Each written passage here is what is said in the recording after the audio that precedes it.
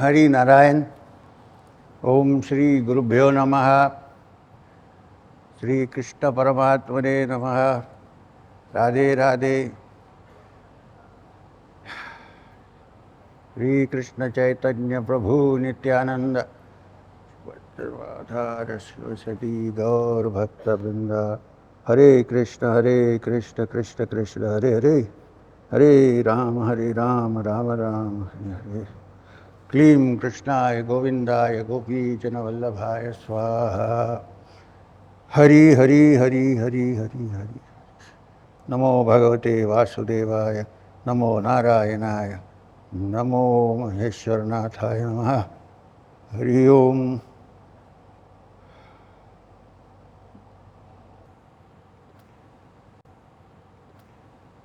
तो ये मेरा असली रूप है। आप तो देखते होंगे यूएस में कहीं जीन्स वीन्स पहन के घूमता रहता हूँ, मगर ये हमारा असली रूप है, असली। तो आई एम सॉरी, ये महाराज अंग्रेजी में होगा आज भागवत, क्योंकि बहुत सारे लोग बाहर से आए हुए हैं, तो उनको भी समझना चाहिए कि ऐसी कोई चीज़ हमारे पास है, तो अंग्रेजी में होगा। I'm going to speak in English all because of you. Not in India also there are many people who don't understand Hindi. Comes in the south, who knows Hindi? I mean, very few people. So the Bhagavat is usually chanted, read, explained in the mother tongue or in Hindi, things like that. On the commands of Maheshwarnath Babaji, I have started this English Bhagavat for people who cannot know any Indian language, do not know. One thing we have to make clear, this is a Bhagavat Saptah. It's a joyous occasion. It's not an occasion to renounce and run away. It's a joyous occasion where we are describing certain features of the Supreme Being. I am saying certain features because you cannot explain all the features of the Supreme Being. Can we? Upanishad says even words fail. Yad vacha anabhyutitam, vak abhyutyate. How do we explain with words? So whatever little bit we can explain. Now what you have to remember, that even though we are here in Braj Bhumi in Vrindavan, Bhagavat gives more attention to the Krishna avatar. Yes. However, it doesn't leave anything untouched from the beginning of time. And as Krishna Paramatma, the Supreme Being in the form of Krishna, who is considered to be a Purna Avatara, which means expressing all the features of the divine in human form,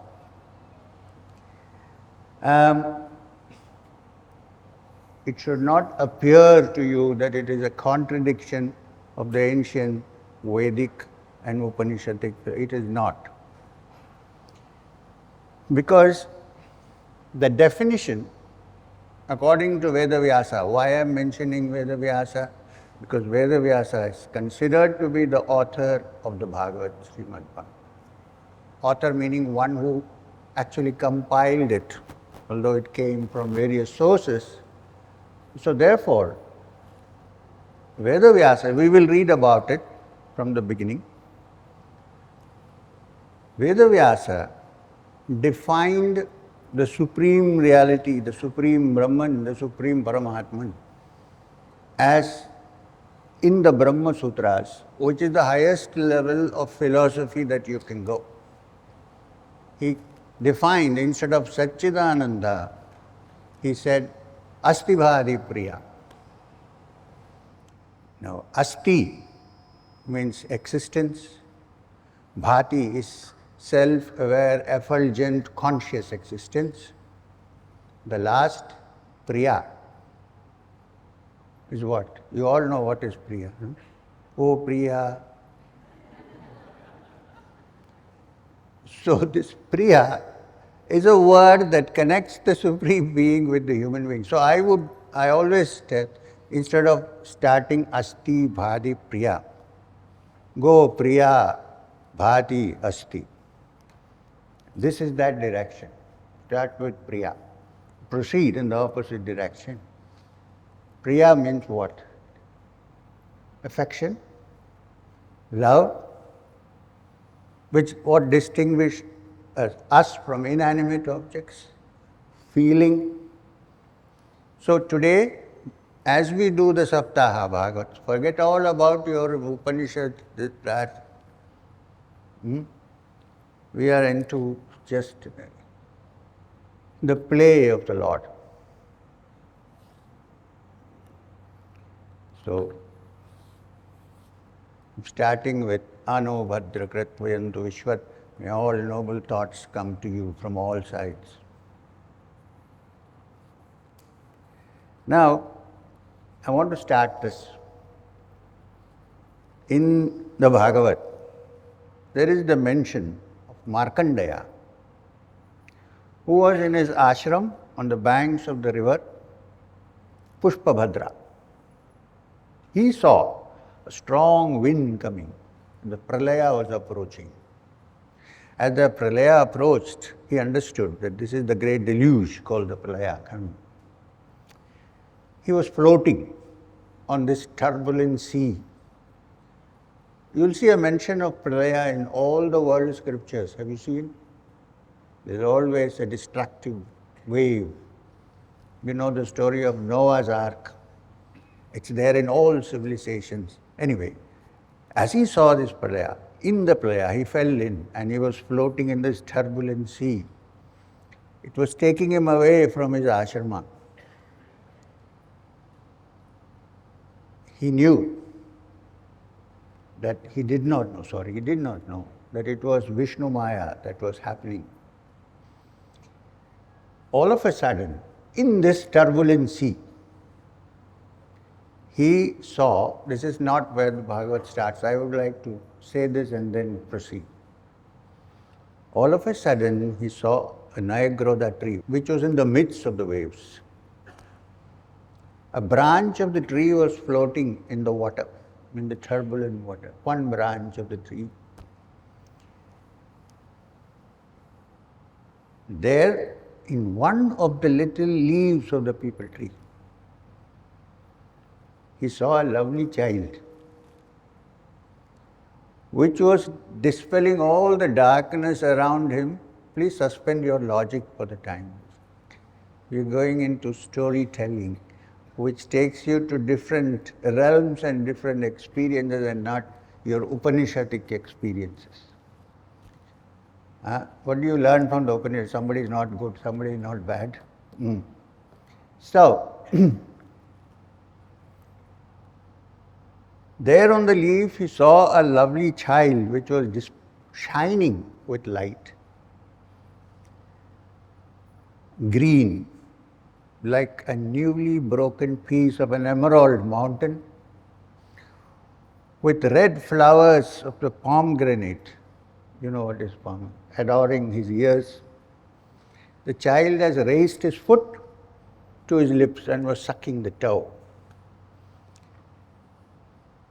with a beatific smile on his face. Markandeya was swept by the sea near and was sucked into the body of the child. The waves took him in, and this child, through the child, as he was sucking his thumb, Markandeya got sucked along with his breath into the child. Inside, when he opened his eyes, Markandeya saw the universe, the whole universe. How did he see the universe? A small child, small enough to lie on a small peepal leaf.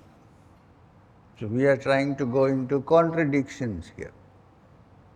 He who knows, knows not. He who knows not, knows.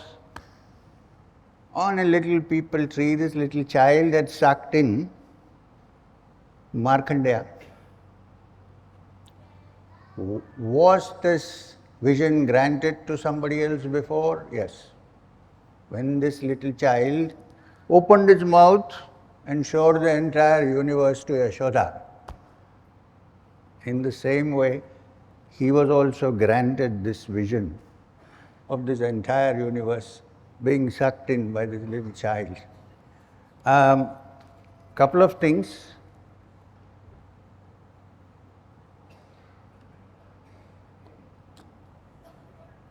Brought my glasses, maybe I will use it.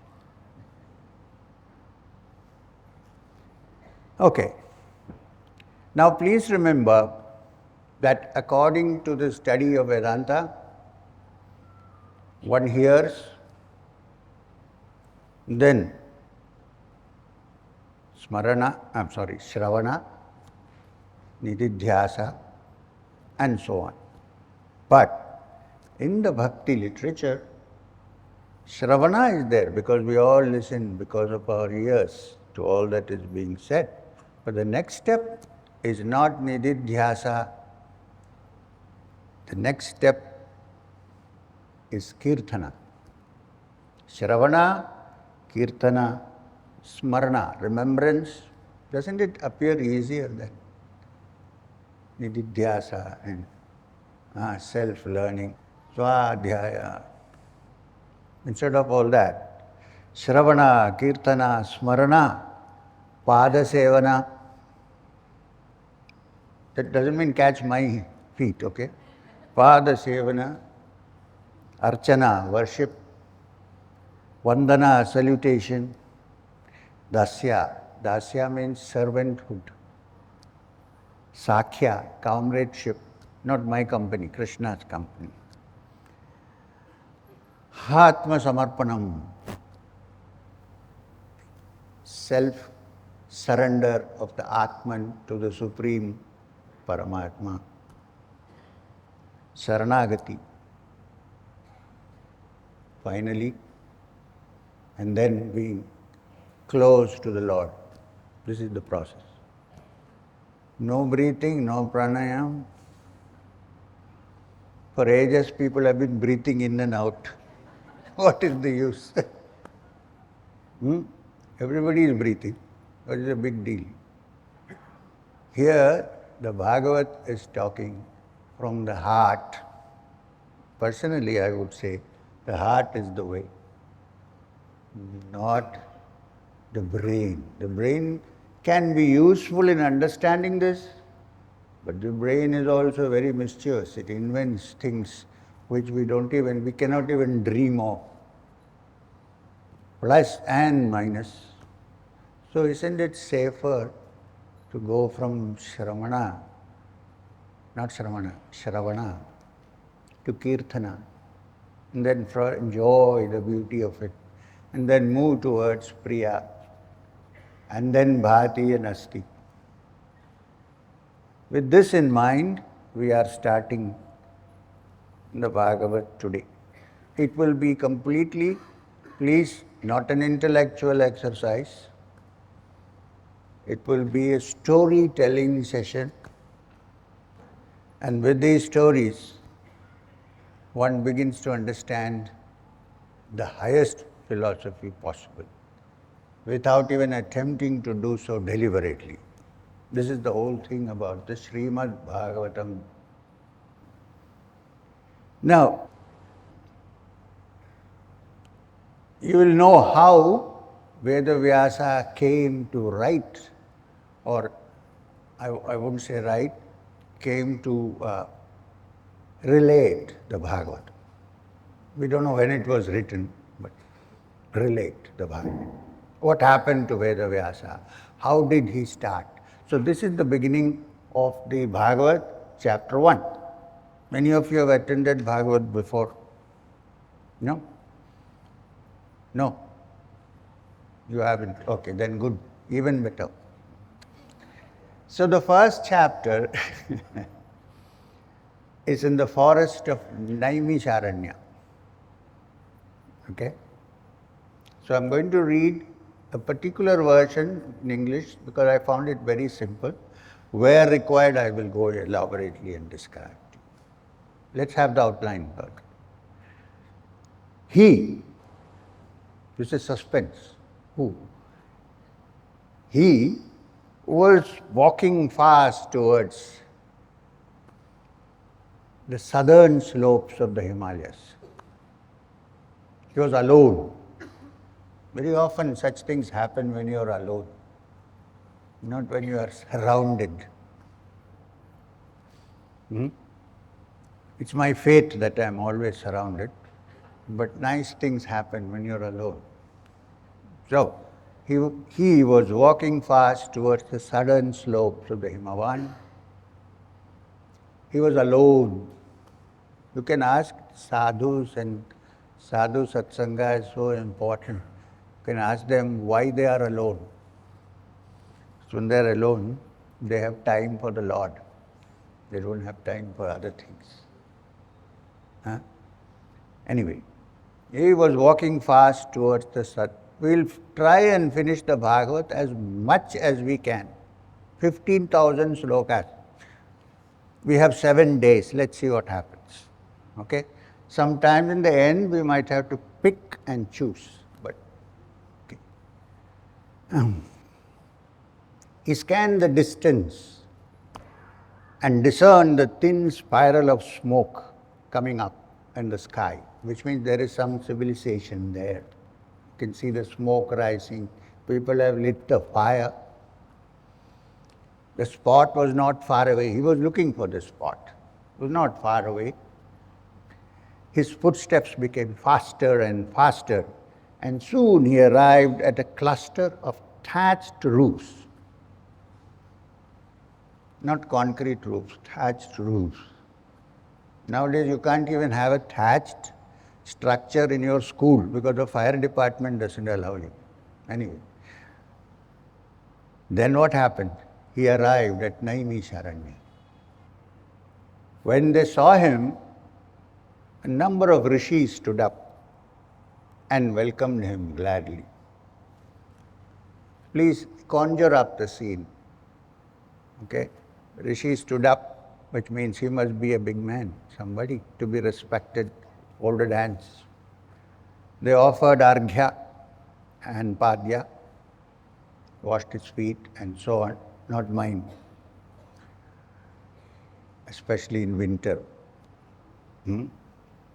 Making sure that he was feeling fresh after his long trek, they spoke to him. How did they speak to him? They didn't say, hello, who are you? No, humble tones. Shaunaka, the leader of the group, stood with folded palms and said, Shaunaka said, our hermitage is honored by the visit of the great Ugrashrava, the son of Romaharshana. Vyasa was your father's guru. And from that great seer, Vyasa, your father, learnt all the Puranas. Your father. As for you, you are famed as the Sutta Pauranika. Sutta is one who speaks or sings the Puranas. You are famous as the Sutta Pauranika. And we are all eager to sit at your feet and listen to the many stories which you know so well. I heard that you were set on performing the Brahmasatra, which is an yajna, which should last for 1,000 years. Brahmasatra is a yajna, a sacrifice, which lasts for 1,000 years. Dwapara, the third quarter of time, has passed. Dwapara Yuga is over. You know when it was over? When Krishna vanished from the earth. The Dwapara Yuga is over. Kali has set in. Kali Yuga has set in. With the advent of Kali, the earth has become the home of our dharma. Once Kali has entered, Dwapara is over. This world has become the home of adharma, of untruth, of injustice, and all the many sins which are attendants of Kali. Wherever Kali goes, not Kali, Kali goes, all these are with Kali. This holy spot, I know, where you are, cannot be touched by Kali. So I came here. Tell me, what can I do for you? And I will do my best to please you. What a nice way to welcome somebody and ask him indirectly, what do you want?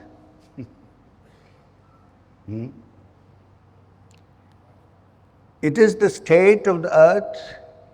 When I read this, don't have to wonder at all. You will see it everywhere. It is the state of the earth ridden with Kali that has made us dread the future, said Shaunaka. Shaunaka said, it is this which has made us dread the future. Man, meaning human being, is no longer assured of his 100 years of life. Now we are thinking that now in this modern world we are living the longest. Bhagavata is complaining that one used to live for 100 years or more, it has been shortened. We are in that state in Kali Yuga. Diseases rob him of his youth and his death is premature. You know that. Everybody is fine. Suddenly somebody says, what happened? Oh, he got cancer, he passed away. This is Kali. And his physical well-being is threatened by many ills. And his mind? What about the mind? Just the physical. The mind is clouded by kama, krodha, lobha, moha, mada and matsarya. If I tell you what is matsarya in English, you will say, how do I live in this world? Competition. Competition. Nowadays everything depends on competition. Kali Yuga, naturally. Kama, desire, krodha, which springs from desire, anger.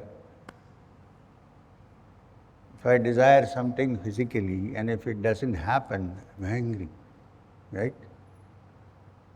Lobha, you know what is lobha? What? Greed. Very simple. Not greed for just a gulab jamun, no. That greed, like a universal picture of greed.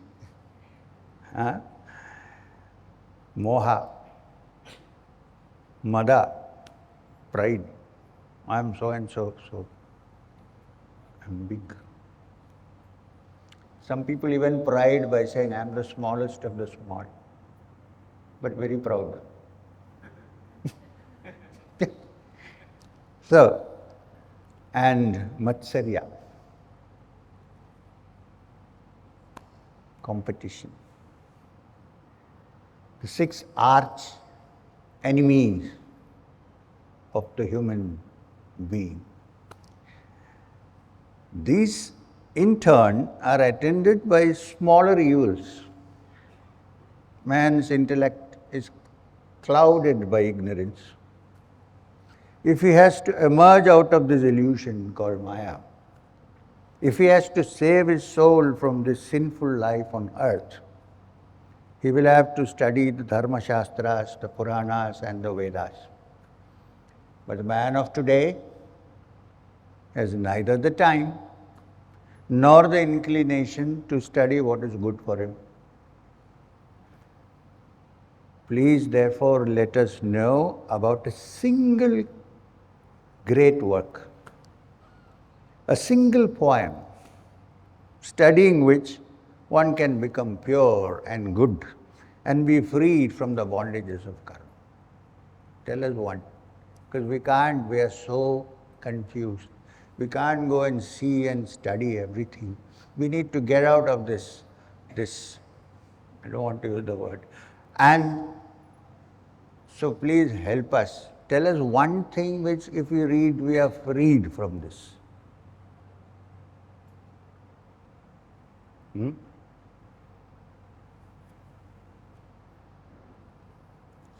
From what? Freed from what? Freed from the bondage of karma, where one can become pure and good by just listening and studying this one thing. Please tell us. Krishna, the incarnation of Lord Narayana, was on the earth during Dwapara. He left us and went away. And with him went Dharma and righteousness. Dharma is righteousness. People are groping in the darkness called ignorance. Although they like to think that they are the most intelligent. We think in this stage we are the most advanced, we know everything, we are the most intelligent people. We are groping in ignorance. It is up to you, my Lord, to tell us where Dharma has found refuge after the disappearance of Krishna. After Krishna has disappeared, Dharma has disappeared, but it must be somewhere hiding. Just tell us where it is so that we can take advantage of that. Ugrashrava was pleased with their question. He smiled at them and said, I will tell you where righteousness has found refuge after Krishna left the earth. Wonderful, you can also learn. You can catch hold of this dharma. So, I will tell you where dharma has found refuge after Krishna left the earth. The sun has risen. The sun which will dispel the inner darkness in the mind of man during this Kali Yuga. That sun is the great Bhagavata Purana composed by the seer Vyasa. The Bhagavata tells you the story of the Lord and his many avatars he took to establish dharma on the earth. He is the infinite, the incomprehensible, not found by any way or anything, not by the chain of cause and effect, which makes ordinary human beings live through janma after janma in an endless cycle. He is beyond all this. But one is not good enough or great enough to understand this. One can only see through human eyes, perceive only through the senses, and grasp things only through the human intellect. We approach him with the eyes of human beings who are born of the womb of a woman. We ascribe to him qualities which we have and try to gauge him by these standards. Like if the Gopikas were fond of Krishna, everybody thinks I am a Gopika, I am also fond of somebody. Which is human interpretation of a divine fact, which is wrong. Right? So, we ascribe to him qualities which we have and try to gauge him by our standards. Even great rishis cannot be gauged. Imagine the Supreme Being. We ascribe to him the qualities which we have and try to gauge him by our standards. Knowing all this, the Lord in his infinite kindness has in the past assumed many forms of living beings, as we would see. Through these descents into the world of men, the Lord has helped man again and again.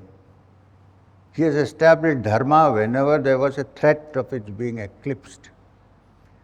Contemplating on the absolute will not be possible for man today. You must have tried, no? Concentrate on the absolute. He's ridden by all these problems that he has and conditionings which he has. But even the worst among us can be saved if he listens to the stories of the Lord in his many manifestations, avatars.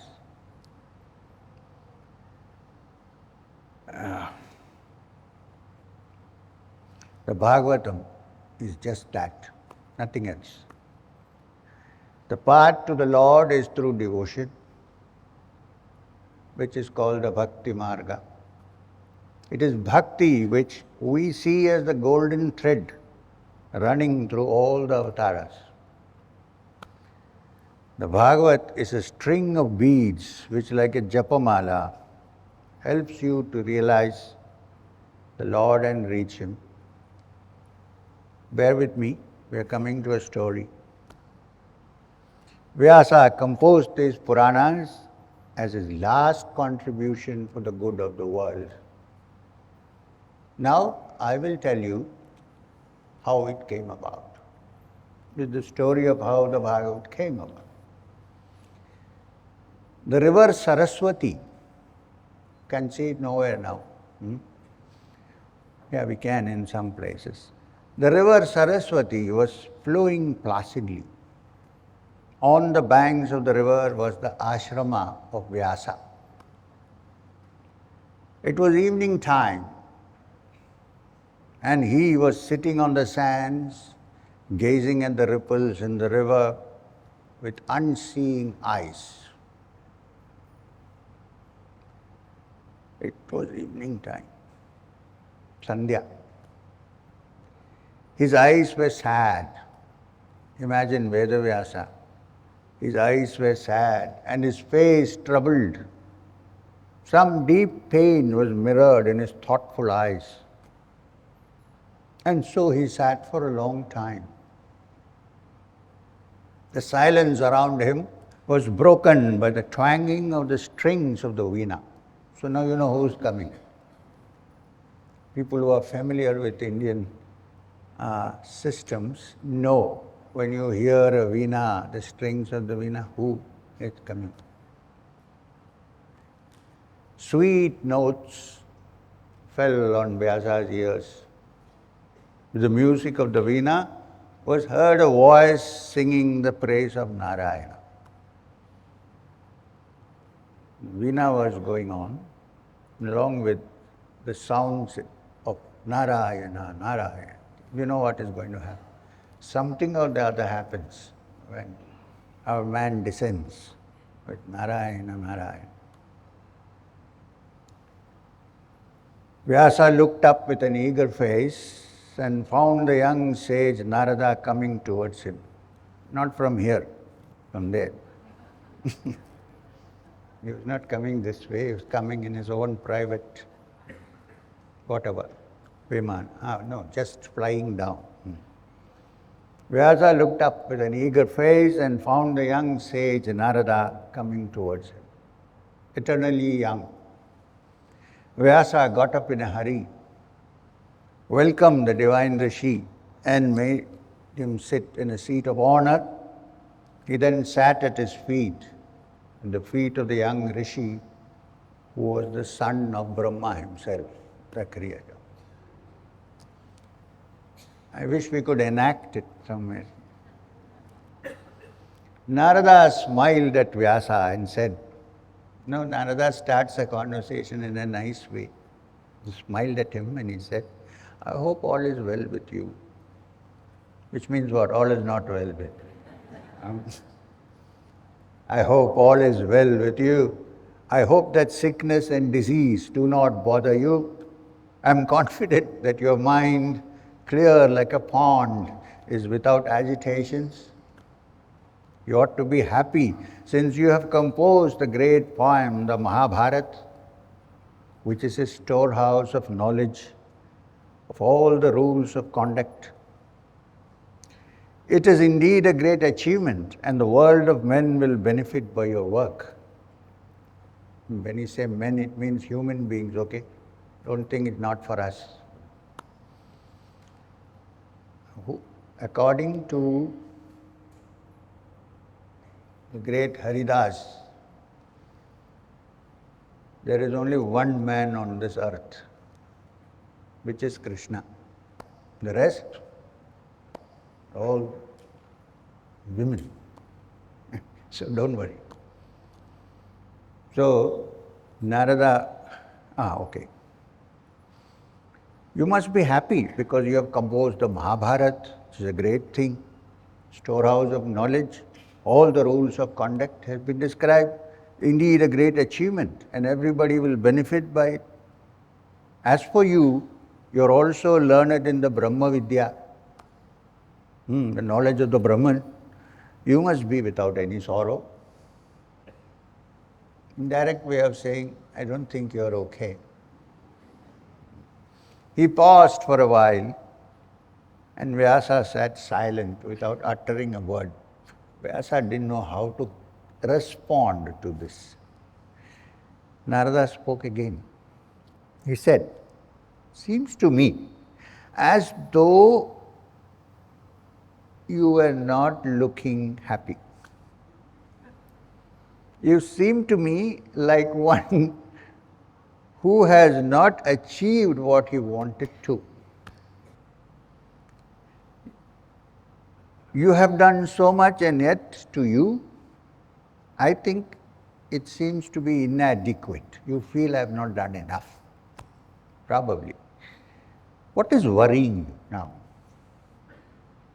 What makes you unhappy? Vyasa said, what you say is perfectly true.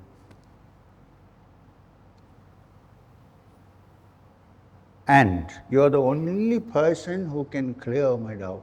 You are the only person. You are wise.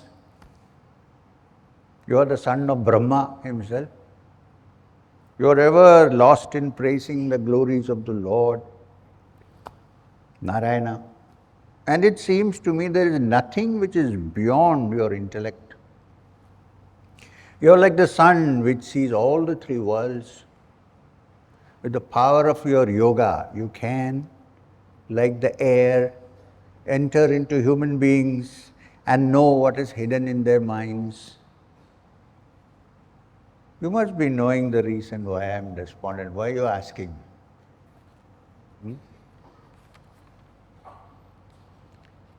Long ago, I was once absorbed in meditation, in my mind's eye.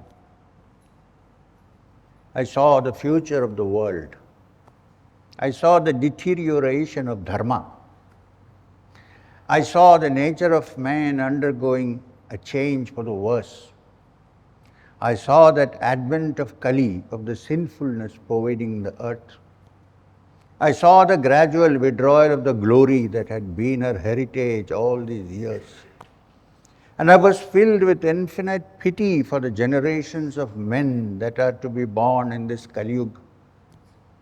I therefore resolved to help them in their distress. So what did I do first? I edited the Vedas, which was Vyasa was supposed to have compiled into Rig, Yajur, Sama and Atharva, 4 Vedas. So I did that. Vaishampayana was the only one who could master the Yajurveda. Sumantu became proficient in the Atharva Veda. To Romaharsha, I taught the 17 Puranas and the Itihasas. These disciples of mine have divided the Vedas further, and they have taught them to their disciples, and they to their disciples. This is Vyasa speaking. I found that I had not done enough.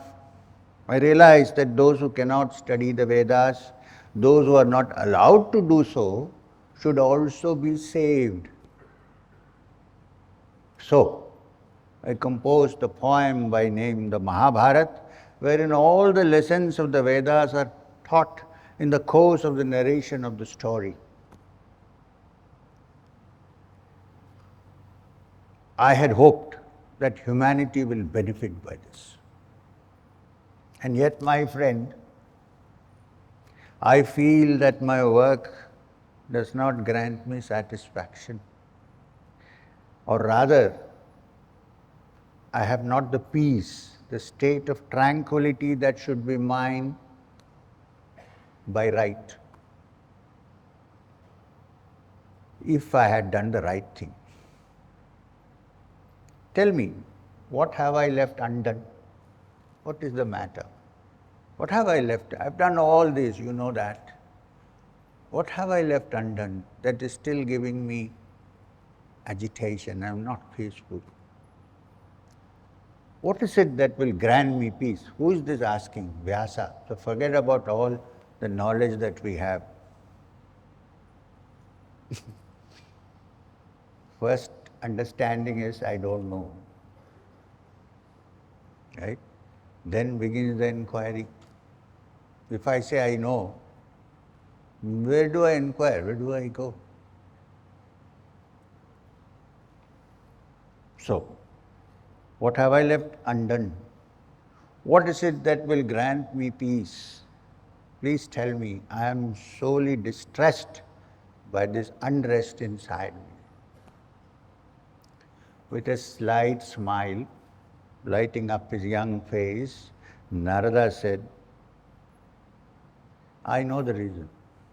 You have not done enough. Not done enough, said Vyasa with dismay. I have tried to do all that I possibly could. I have set down all that I thought was essential for the well-being of man and for his walking on the path of Dharma. What else is left? You tell me. Narada said, I still maintain that you have not done enough. There is still something you have to achieve before you attain peace. We have done a great service to humanity by composing the Mahabharata. There is no doubt about that. There is one drawback in that work.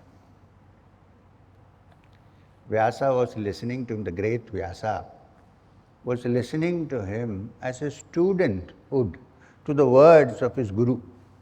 Not like nowadays students and guru. Nobody listens. Vyasa was listening to him as a student would to the words of his guru. A drawback in the Mahabharata, that was a surprise. He was eager to know what it was. He did not speak a word, but his eyes were questioning as if to say, please tell me. Go on, tell me what is the drawback and how can I rectify it. I'm eager and impatient to know. Narada said, you were interested in the welfare of the world, right? And by relating the story of the Pandavas, you have taught that lesson that righteousness will conquer in the end. Okay? And also that where Krishna is, there is Dharma. This you have showed in the Mahabharata. I agree with that one. This is the lesson, and there is no doubt that people will learn it. But you have throughout the epic laid stress on the duties of man. Throughout you have laid stress on something only. What is that? On the duties of man, on his dharma, on his performing them selflessly.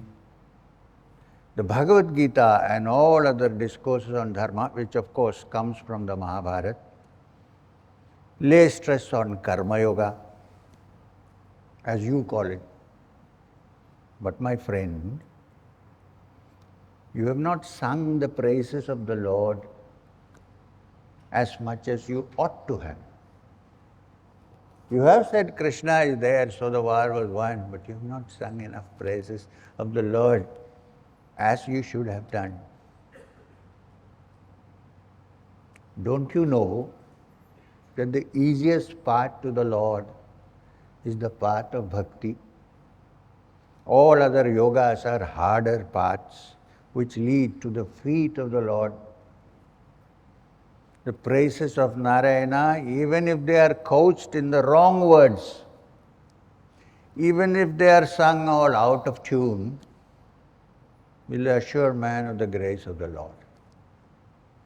Like a piece of arni, dry wood. In those days they used arni to light the fire. Like a piece of arni, which when churned will give forth smoke first and later fire, which will consume the wood itself. Even so, the mind of the human being, when churned by constant devotion to the Lord, will make all the evil in him come out to the surface. That's where you have to be careful. After manthan, what is the first thing that came out? The visha, before the nectar came out. So something will happen. Okay. The true sattvic nature of man will then, after that, blaze forth like fire, will consume the bondage of karma and grant him salvation forever and ever. The Mahabharata was to you a play. Your attitude was purely objective. You entered into every one of those characters. You were therefore thinking good thoughts as well as evil thoughts while in the process of portraying them. Incidentally, the Lord was praised. In the middle of all this, you praise the Lord here and there. Chalo.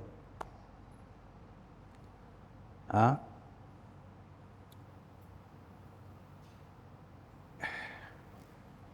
There was no single-mindedness about your devotion to the Lord. Your mind was scattered in all the characters. So, please try and make up for that omission. Just, you can put it straight right now. Sing the praises of Narayana. Relate to the world his Vishwarupa, his Virata Rupa, his Vibhutis, his avatharas. And this, I assure you, will grant you the peace that you are seeking. Unveil to the world the secret behind the avatharas. Tell them why the Lord is beyond the opposites. Tell them why the Lord, who is beyond all opposites, Bandhvatitam,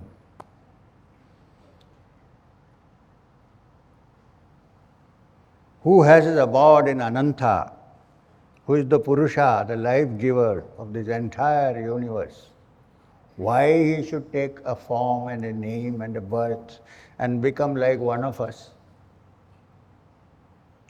He would appear to be infused with one or other of the three gunas, sattva, rajas and tam, and act as though he were a human being with human emotions. Praise every avatar of the Lord. Let nothing come from your lips except words of praise describing the glory of Narayana. Then you will find the peace which you are still seeking. Drive home to the world of men this lesson. Even if one fails in his duties which are ascribed to him by the Vedas and by the elders, even if he is a sinner who has transgressed all the rules of conduct, still, if in his heart there is a spring of love, devotion to the Lord, that will wash his sins white and he will be dear to him. Remember, my friend, you are yourself an avatar of Narayana, Vyasa. You have been born into this world for the benefit of mankind, and yet you allow your emotions to delude you. Remember who you are. Wake up from this sleep which makes you forget your real nature. relate to everyone the many avatars of Narayana and the purpose behind each of them. Sing the praises of Narayana again and again and again. You will then have reached the goal for which you have been striving. And what is the goal? Shanti, peace. I'm so sorry. I can't repeat now what to do. वो आवाज वहां तक नहीं पहुंच रहा है. Now can you hear me? Back row I want to know. Last row. Okay. You know what happens? It's partly the mistake of the microphone levels. It's also because when I get involved, I go into soft. This is the problem. So now, after the piece of advice given by Narada to who? So you heard. Okay.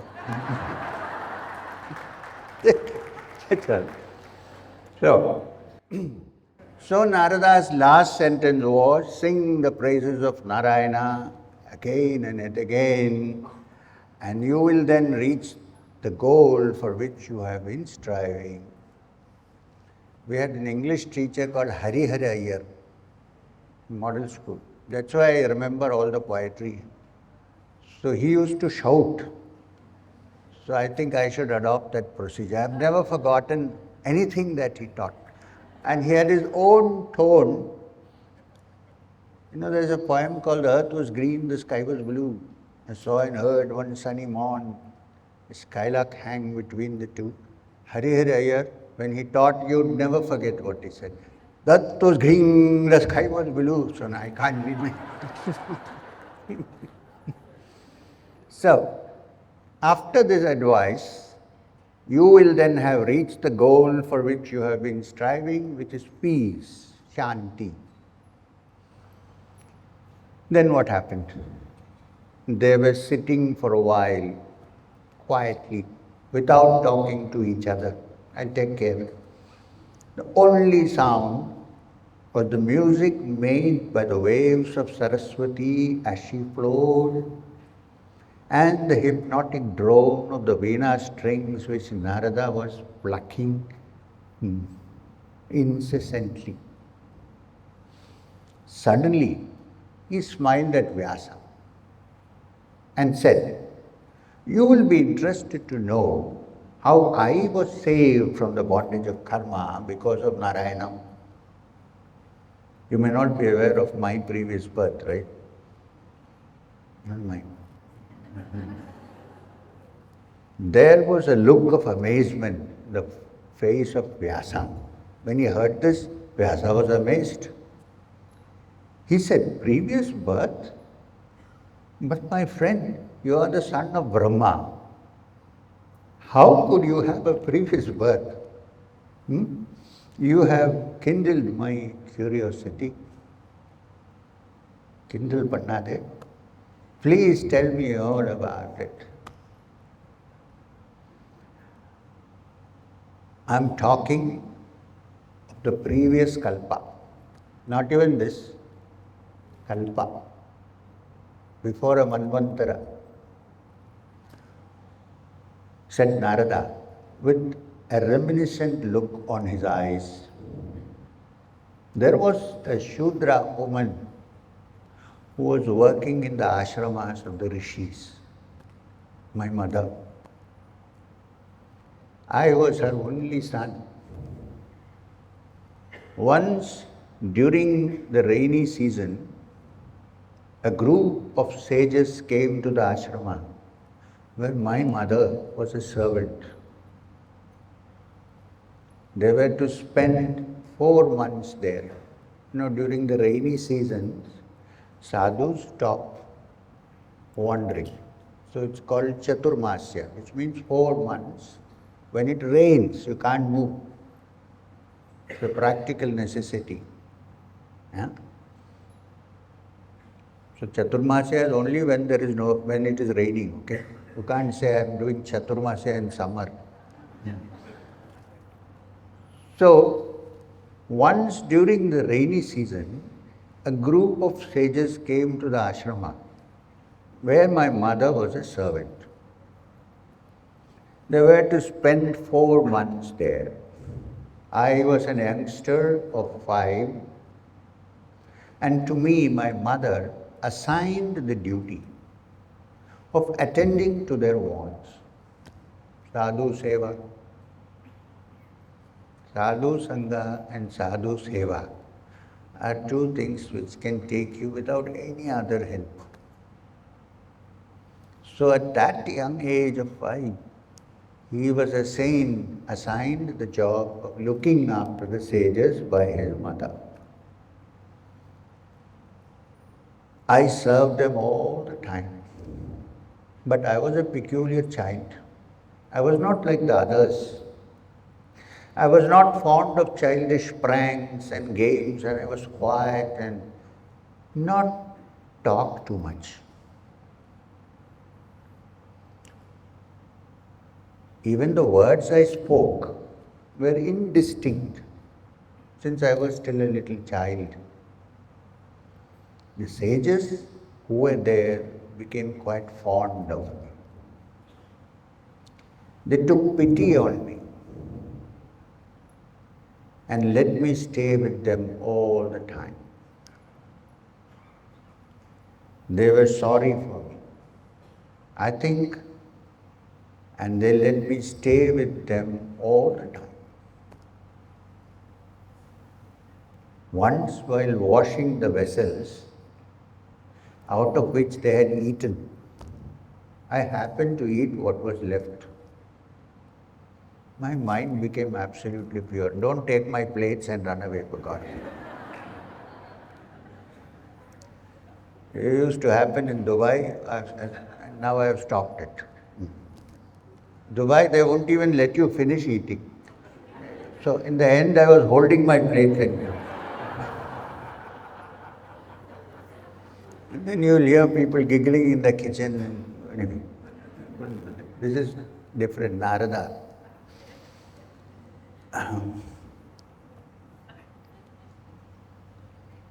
So once while washing the vessels out of which they had eaten, I happened to eat what was left, and that made my mind pure. I was rid of all my faults. Such is the power of the devotees of the Lord. These bhaktas would spend all their time singing the praises of Narayana. And I became engrossed in the stories which they recounted. And I became enamored of Narayana. Who is this Narayana? The songs which spoke the greatness of him made me think of him. And to me, nothing else seemed to matter. Day and night, I was thinking only of him. I came to realize that I was something beyond Maya, the illusion that the body is real. I had learned so much, all because of the Hari Kirtana which I was hearing constantly. The Rajoguna and the Tamoguna which were in my mind were washed away. I don't want to elaborate on Rajoguna, we'll break the story, so let's go. Let's say qualities. The Rajoguna and the Tamoguna which were in my mind were all washed away. And in the meantime, 4 months came to an end and the sages were ready to go. They looked at me, who was standing, with tears flowing from my eyes. They knew that I was a fit disciple, and in their infinite kindness, they taught me the secret of finding the truth.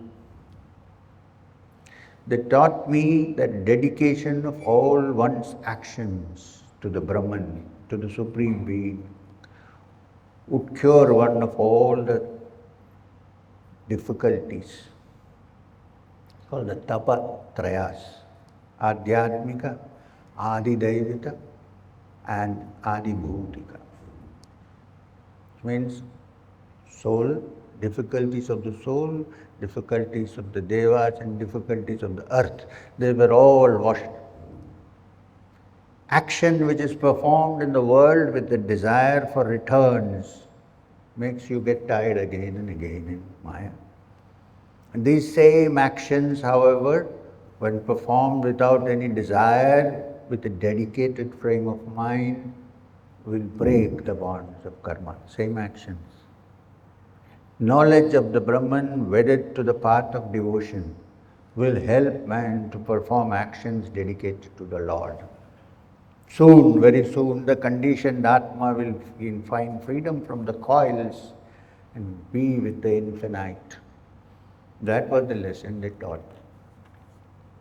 Strangely enough, technique sounded quite simple. Men who perform action with the thought of the Lord in their minds will naturally think of the Lord all the time. If the action is performed with the words, salutations to you, O Lord of Lords, I worship you, calling you by the names Vasudeva, Pradyumna, Aniruddha, Sangharshana, that will be the path to moksha, freedom from the bondage of karma. This was the great lesson taught to me by the sages. The Lord was compassionate, and He instilled in my mind the thought that He was one truth and everything else was of no use. Then what happened? 4 sages went away and I was left alone. Sages taught, they teach, and then they also have to move, right? So they go away. What happens to you? You're left alone. He taught, then he went away, and I was left alone. Sages went away, and I was left alone. I can understand that, left alone. I had a mother, as I told you before. Now listen carefully. I had a mother, as I told you before. She was a servant also, but she didn't know any of these things. She was ignorant of these. But she was deeply and immensely attached to me because I was her only child. I knew how foolish it was to love like that, but it was not possible for me to leave her and go away. She was my mother. I was with her in the ashrama where she worked and waited for the grace of the Lord when I would be free of attachment. The world, my friend, is under the sway of God and His ways are inscrutable. You see what is happening? We see what is happening, but we lose sight of the fact that someone else is responsible for the happenings. The actions of human beings are like those of a puppet. It seems to move on its own accord, but it is not so. It has to move the way the strings are pulled. And the strings are pulled by an expert who is not seen by us. Having pulled the strings, he happily sleeps, Anantasayana. And that's why somewhere the Supreme Being is called Ranganatha. Because this whole is a Ranga, it's a drama. And He is the Lord of that, He directs everything.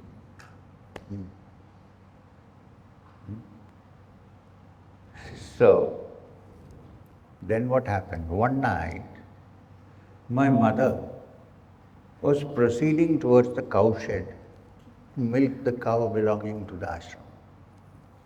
It was twilight. Even that light was fading rapidly. My poor mother was bitten by a snake which was lying in her path. She died on the spot. Strangely enough, I did not feel too unhappy, since I knew that it was the work of the great puppeteer. and that he was so engineered. He so engineered it that I could get freedom.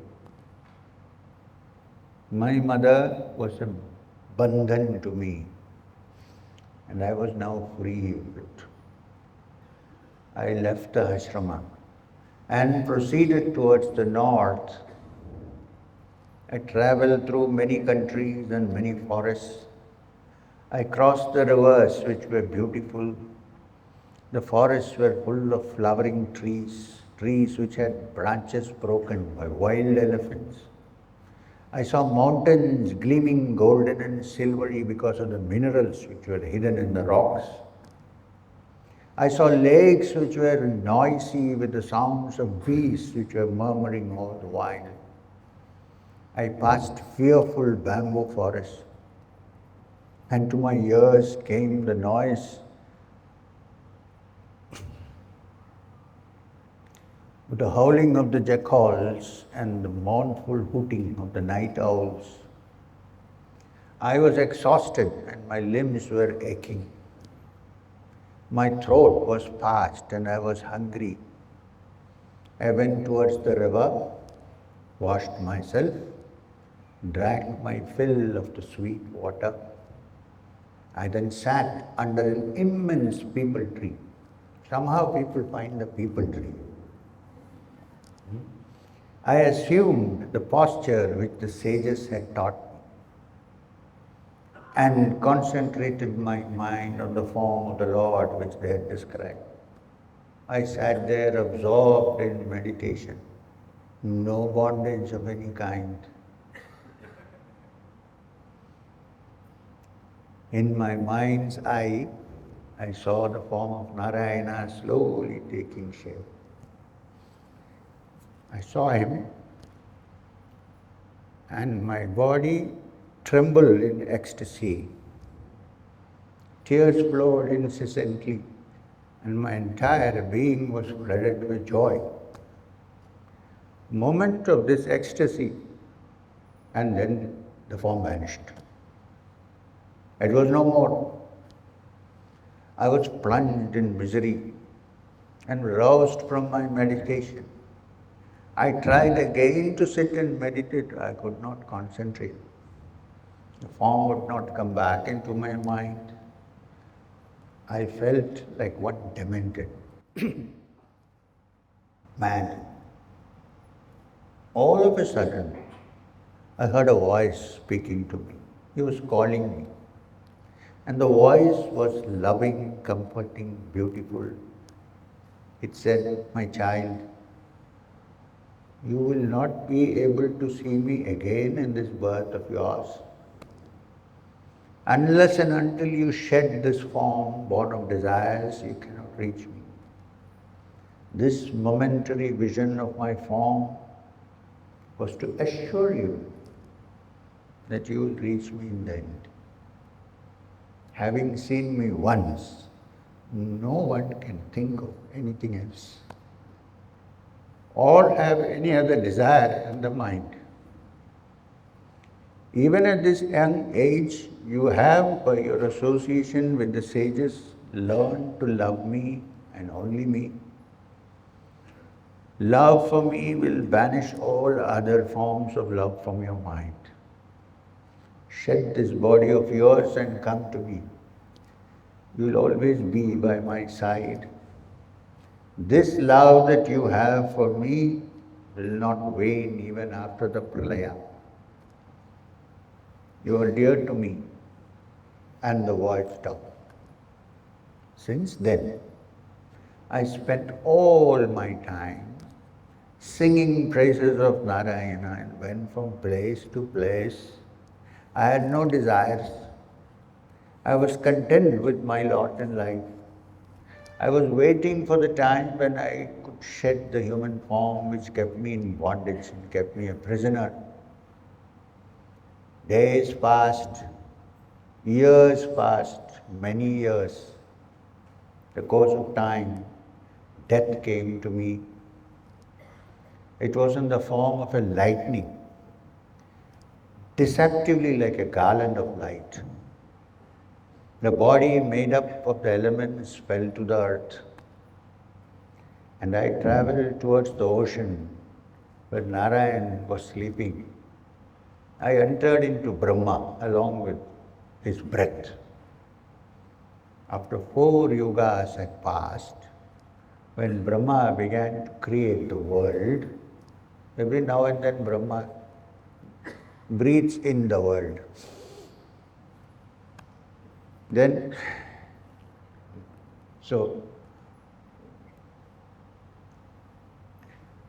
Brahma's time is equal to, for us, when once Brahma opens eyes and closes. This is the relativity of time. One manvantara is over. For us, it is 4 manvantaras. 4 kalpas, 4 yugas. For Brahma, it's one wink of an eye. It's same with a mosquito. For the mosquito, the 2 days it lives is a whole life. For us, it is 2 days. In the same way, compare. We're higher beings, suppose. Anyway, days pass, it's over. I entered into Brahma along with his breath. After 4 yugas had passed, when Brahma began to create the world, I was born as his son along with Marichi and others. By the grace of the Lord, I now travel all over the universe singing his glories. The Devas gave me this veena by name Mahati. And with this, to accompany my songs, I go about spreading the lesson of love. When I sing, the form of Narayana comes to my mind at once, as though he has been summoned by me. I see him all the time and I am always happy. Imagine somebody, when you go to the chapters on the Vrindavan and the canto on Krishna's life, you'll see somebody who ties up the Supreme Lord with a rope. So Narada tied him up by his singing. At any time he could hold on. So, let me repeat what I said before. Karma Yoga, which you have taught in the Mahabharata, Jnana Yoga, which you have taught in the Upanishad, and the Karma Kanda, which you have described in the Vedas, all of them will grant man peace, but not so easily. The peace and tranquility which devotion gives, nothing else gives. So, dear friend, let your composition be the raft, the boat, which will save human beings floundering in the ocean of pain, frustration and despair. Narada went away from the presence of Vyasa. Long after he had gone, the drone of his veena could be heard, and the great poet sat for a while pondering on the words of Narada. Vyasa closed his eyes and went into a deep trance. He saw in his mind's eye the great events of the past. He saw Narayana resting on Ananta. He saw the beginnings of creation. He saw the Virata Purusha and the great lotus out of which Brahma was born. He saw the birth of the worlds. He saw the wonders of the Lord, the vibhutis, and the happenings during the many kalpas. Vyasa then composed the great Bhagavata Purana. He taught this great poem to his son Sukadeva, and Sukha propagated it to the world of human beings. The 5th section. Now here we are going into something that happened much later. There we are talking about the epoch when Narada visited Vyasa. It's a little more closer to our age. just before Kali Yuga. It was the last day of the great war on the field of Kurukshetra. They've come to the Kurukshetra now. The sun had set long ago. Near Samanta Panchaka lay the Kaurava monarch Duryodhana with his thigh broken by Bhima. He was dying, and to his presence came Ashwatthama, the son of Drona. Ashwatthama was the son of Dronacharya, who was the teacher in weaponry to both the Kauravas and the Pandavas. Arjuna was one of his best disciples, actually. But Ashwatthama fought on the other side with the Kauravas, you know that. And Duryodhana was lying with his thigh broken. In his presence came Ashwatthama, the son of Drona. His anger knew no bounds when he saw how unjustly the king had been hit. Ashwatthama took an oath that he would avenge the killing of his king by destroying all the Pandavas. You must understand that Ashwatthama had the Brahmastra, Brahmo missile, which was given to him by his father Dronacharya with the instruction, don't use it without asking me. But he did not. The entire Kaurava army had been annihilated. Only 3 were alive, apart from the king. Who were they? Kripa, Kritavarma, the son of Hardika, and Ashwatthama. Even Bhishma was born. That night, when everyone was asleep, Ashwatthama hurried to the Pandava camp. He did not find the Pandavas, but their 5 sons there were sleeping. Drishtadhyumna and his brothers were in the camp too. The angry Brahmin, Ashwatthama was Dronacharya's son and Brahmin. The angry Brahmin killed all of them. The 5 sons of Draupadi and all her brothers. He then set fire to the camp and went away. The king, when he was told about it, was not happy. The act of his friend was too terrible. Even Duryodhana did not like it. You know, Duryodhana means one whose wealth is Durya. Even he did not like what has been done by Ashwatthama. Early in the morning, the news reached the Pandavas. Draupadi was horror-stricken. In one night, she had lost her sons and her brothers.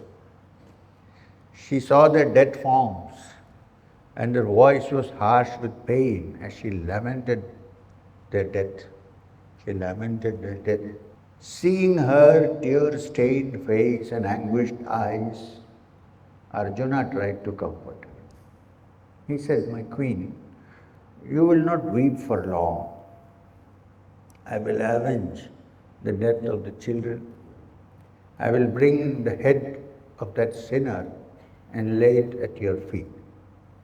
He will not be able to escape me, and the arrows from my dread Gandhiva, which his father taught me how to use, I will seek him out and finish him. Arjuna hurried to his chariot.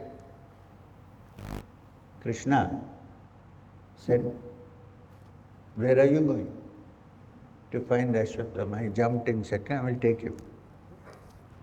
He became his charioteer again.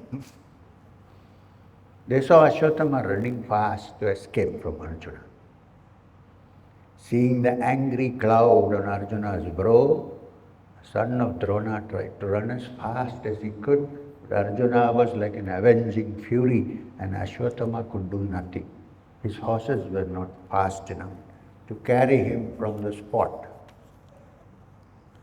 In despair, people do many things in despair. You can't blame him. In despair, he thought of saving his life by using the great astra called Brahma Shirasa, the head of Brahma, Brahma Shirasa. He touched the water. You need to short it. You need two poles, right? He touched the water. And after invoking the astra, he spoke the words, "Let the world be Pandava less," and send it to Arjuna.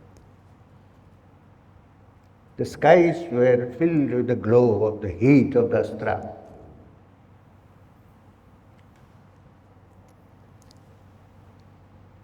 A fear came over Arjuna and he said, "Krishna, what is happening?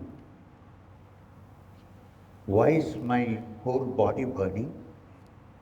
I feel like a dreadful fire is traveling towards me and I do not know what it is, nor can I find a way of escaping its fury. Tell me what I should do." It appears like Arjuna was standing in the middle of Hiroshima and Nagasaki and seeing what is going on.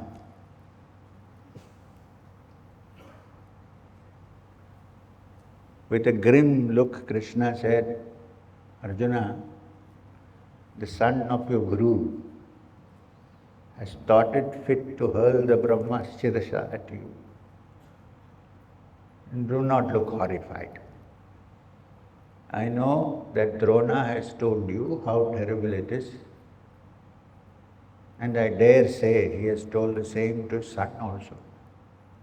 But Ashwatthama evidently has no thought of the consequences of this dastardly action.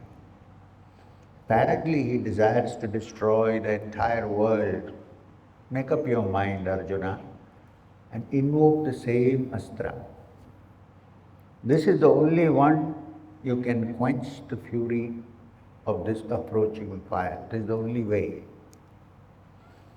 Arjuna saluted the presiding deity of the astra, touched the water,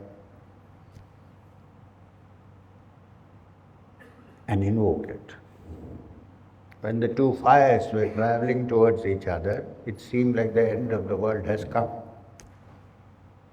The rishis from the heavens hurried towards the spot and they said, "Withdraw the astra, both of you, or else the world will be destroyed. The two fires should not meet. Hurry and avert the calamity." Arjuna obeyed them immediately and withdrew his astra. Arjuna obeyed like a good boy. He said, "The rishis are saying the world will be destroyed. Put it back." Ashwatthama could not. You know why he could not? When he learned the invocation from his father, you know how sound works through a sensor, right? The invocation is a sound, not a switch. When he learned, Ashwatthama, when he learned the invocation from his father, he had been warned of the dreadful power of the astra. Not bothering to remember the warning, he had said it against Arjuna. The sins he had committed had robbed him of his purity and his Brahmanic tejas. He was powerless against his own astra, he could not get it back. Lest it should consume him. Now he thought it might come back and consume him. He aimed it at all the unborn children of the Pandavas, and thus thought of making the world Pandavaless. All the young children who were in the wombs among the Pandava women, he said, "Let this astra go there.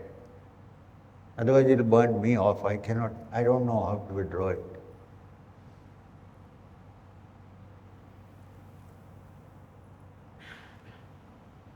After withdrawing the astra, Arjuna rushed towards Ashwatthama, caught him, tying him up with a rope. Arjuna dragged him like a cow meant for sacrifice. No implications. Krishna's eyes were spitting fire. He said, Arjuna, this is the man who has committed the gravest of sins. Killing of children while they were sleeping, killing children inside the womb. It is not right that you would have any mercy on him. Kill him without a qualm. Krishna's advice to Arjuna. I do not have to remind you of the rules of fighting. A man well versed in them will not kill an enemy who is drunk. Old rules are not new. Now people wait for somebody to get drunk so that you can kill him. Old rules. So the rules of war are, you must not kill a man well versed in the rules of war will not kill an enemy who is drunk, who is careless about his own safety, who has lost his wits, who is not trying to fight back, who is sleeping, who has fallen at your feet asking for mercy, who is defeated and who is frightened. All this, according to the rules of law, you cannot kill. Rules of war. Even if it is a POW, prisoner of war camp, you cannot. But the sinner who saves himself by killing ruthlessly thousands of other lives must be punished only by death. And again, Arjuna, have you forgotten your promise so soon? No, Krishna operates better than Narada. Have you forgotten your promise so soon? I was listening when you told Draupadi, I will lay at your feet the head of the man who killed your son. You swore to do it, so why are you delaying? Kill this man. Arjuna would not do so. Such a good student of Krishna. In spite of the great provocation, he remembered that Ashwatthama was his old playmate and son of his guru. Drona had loved Arjuna even more than he loved Ashwatthama. Arjuna was unwilling to kill the son of his guru, who was like a brother.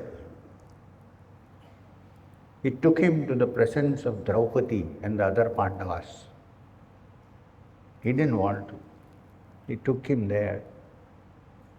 He said, look, my queen, look at this sinner who is standing before you.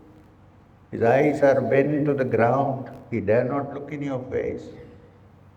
Tell me, what should I do with him? And I will do it. Draupadi's grief at the loss of her children would ever be fresh in her mind. And also the fact that Ashwatthama killed them. But her anger had abated. She was overcome with compassion for him. And she said, Arjuna, please release him at once from these coils. I cannot bear to see the son of your guru bound like this. Drona was the guru who taught you archery and all weaponry. And his son is a brother to you. That pious woman, Kripi, has not joined her lord on the funeral pyre because her son is alive. If you kill him now, she will suffer the pain of loss of losing her only child. I do not want her to suffer like me. Let him go. release Ashwatthama. Yudhisthira, Arjuna, as well as the twins were pleased with the words of their queen. Bhima was the only one whose anger had not evaporated at the sight of Ashwatthama. He said, finish him off. Krishna smiled and said, Arjuna, you are caught on the horns of a dilemma. Either you displease Draupadi and others, killing Ashwatthama, or you incur the wrath of your beloved brother Bhima by letting him go. Do you think what is fit under these circumstances? Try and see how you can please all of them.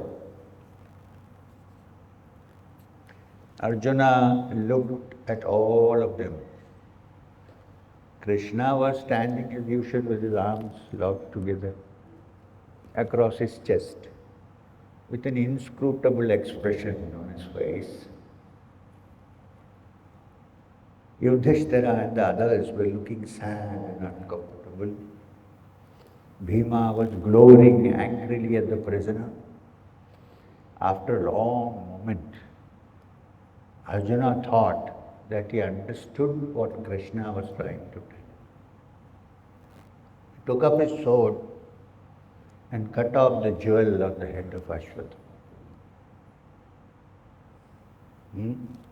Stripped of the glow of the jewel which had been part of him, stripped of his Brahmanic tejas, impure because of the Shishuhatya, Ashwatthama stood in their midst. Arjuna untied his ropes and said, go. Now you can go. Story of superheroes. Not heroes because they fought a war, because heroes with a heart.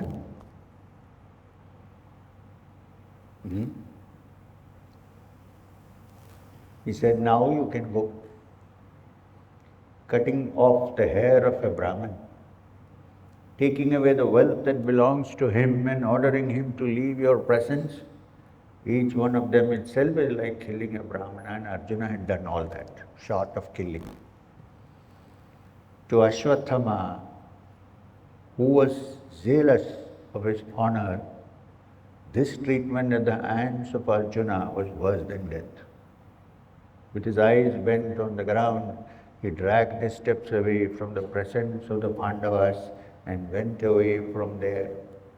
Nobody knows if he died.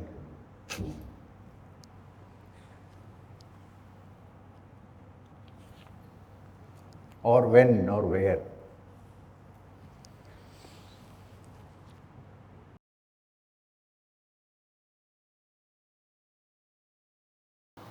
Jai Shri Krishna Chaitanya Prabhu Nityananda Shri Dvaita Gadadhara Shivasadi Gaur Bhakta Vrinda Hare Krishna Krishna Krishna Hare Hare Hare Ram Ram Ram Hare Hare Hare Hare.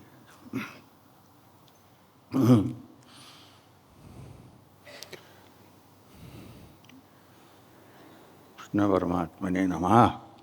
Shri Gurubhyo Namah.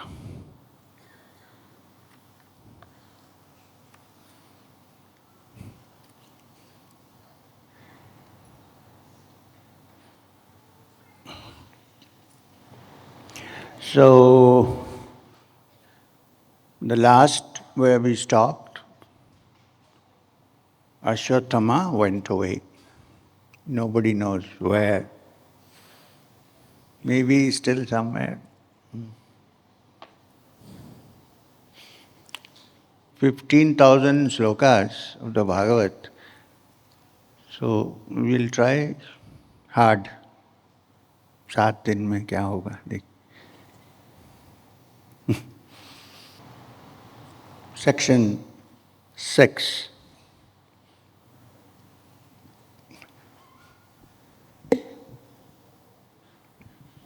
I'll manage it.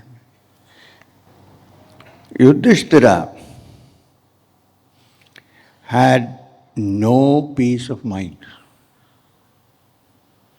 See where it starts. Yudhisthira has no peace of mind. Why? He had conquered his enemies. He got his kingdom back from Duryodhana, but he had no desire to rule the king. Ideal king. Not like modern rulers. Before they sit on the seat, they apply Fevicol. Have to pull them out. Yudhisthira had no peace of mind. He had conquered his enemies and got his kingdom back from Duryodhana. He had no desire to rule the kingdom. He was greatly depressed. He hated the thought that his cousins and all the great kings of the land had to be killed because of the war. He felt that it should not have been allowed to happen. He said, "It is because of me and my lust for power, my Rajya Lobha, that all this has happened." He said again and again the same thing, sitting quietly. Krishna tried his best to comfort him. He spoke words of wisdom. He said, "Look, it was fate that was responsible for all this, not you. The sons of Dhritarashtra had to die because of the adharma which was part of them. Remember all that they have done to you. Remember the one incident when my sister Draupadi was dragged to the court by her hair. You know that famous Draupadi being dragged to the court by her hair. Does not your blood boil at the remembrance of it? For that one sin, all of them had to be killed. Grieve not. You are not to blame, O king.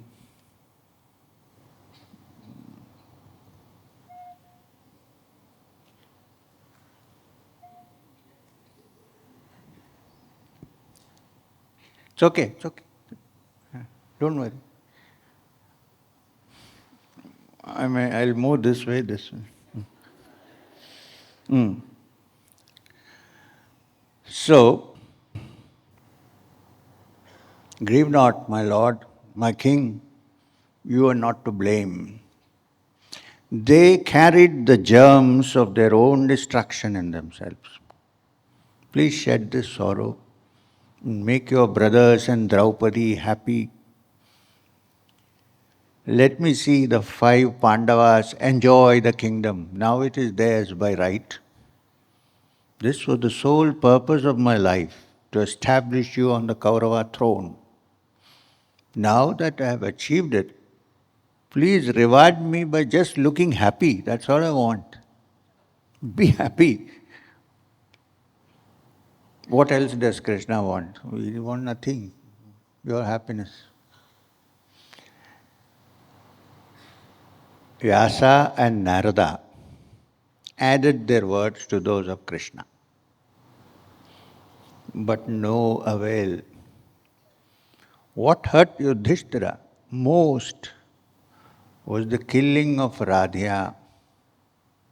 Day and night he would sit and brood over it. The entire family sunk in gloom because of the king's sorrow.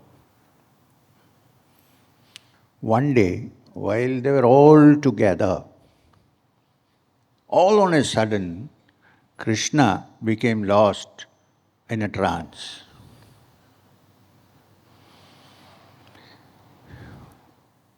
Yudhisthira asked him, "Why have you become so thoughtful at once, all at once?" Krishna said, "Bhishma, who is on the bed of arrows, is not gone. He's still thinking of me, and he wants me by his side.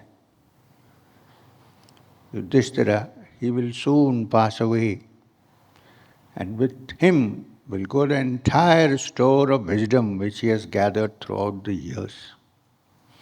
I suggest that you go to him and ask him to instruct you in the art of ruling the world and in the more difficult art of preparing yourself for the life to come. Uttarayana is fast approaching. You must hurry now. Next morning, all of them went to the field of Kurukshetra, where Bhishma, the patriarch, was lying waiting for his death. He looked like a fallen god. They went and stood by his side with folded palms. Tears were, this is a different kind of war, right? Tears were flowing incessantly from the eyes of Yudhisthira. He went near his grandfather and said, "Here I am, the sinner Yudhisthira. Who is the cause of your death and that of your grandsons? I do not know what special hell is waiting to receive me." The old man stroked his grandson's head with his gnarled hands and comforted him. He convinced the grieving king about the inevitability of the war and said, "My child, do not think that you have killed me. You have granted me freedom from bondage called life. Long, long ago, I promised my mother Satyavati that I would not die until the Kuru throne is established firmly on the earth. Thanks to you, I have been able to keep my promise to her, and I am no end grateful to you for this. My child, if only you knew how tired I am of living. As for your sorrow, wipe it away. It is unbecoming and unworthy of you. You are a king, and a king cannot afford to have feelings of his own. Keep your feelings out. He belongs to his people, and your worry from now on should be their welfare and nothing else." Krishna said, "We have tried, my Lord, to comfort him, and I have failed. Not even Narada could comfort him, and Vyasa is unable to convince him that his grief is unnecessary. It is up to you to talk to him, and I hope you will succeed where we have failed." Bhishma's eyes were wet. He said, "Children, I am unhappy to hear about your despondency. But since you were born, you have been suffering. Your mother Kunti went through so much pain and anguish after Pandu died, leaving her to bring up 5 sons. Like clouds tossed hither and thither by the willful breeze, you have been the playthings of fate. How else can one explain the fact that the son of Dharma, with his powerful brothers to help him, could not rule his kingdom with all these years? The ways of fate are inscrutable. We do not know them, but there is one who knows." This is Bhishma in his deathbed. There is one who knows, this Krishna. He knew about it long ago. This son of Vasudeva, this Yadava, whom you consider to be your cousin, your friend, your mentor, your ambassador, your charioteer, is none other than that Narayana. So Bhishma knew all along. Very few people know the glory that is there beside you. There is one who knows. One is sage Narada. There's another one who knows. That is the great sage Kapila. It was this Krishna, this fellow, who allowed all these things to happen. Can you still doubt the rightness of his actions? This is Ishvara. He is not ridden with desires, loves and hatreds, ego and emotions like we are. And he took it upon himself to protect you and steer you through this great war. Why did he do it? Because he is affected by just one thing. And that is devotion. The infinite devotion that you have for him. Look at me. I am on my deathbed. Where are my thoughts with this guy? He knew it and he has come to grant me my desire. He is tied to the bhakta with the threads of bhakti. Krishna couldn't stand too much praise, so he intervened and said, Bhishma, let me ask a favor of you. Command me, my lord, said Bhishma, with his palms folded. Krishna took his hands in his and said, Bhishma, you are the son of Ganga.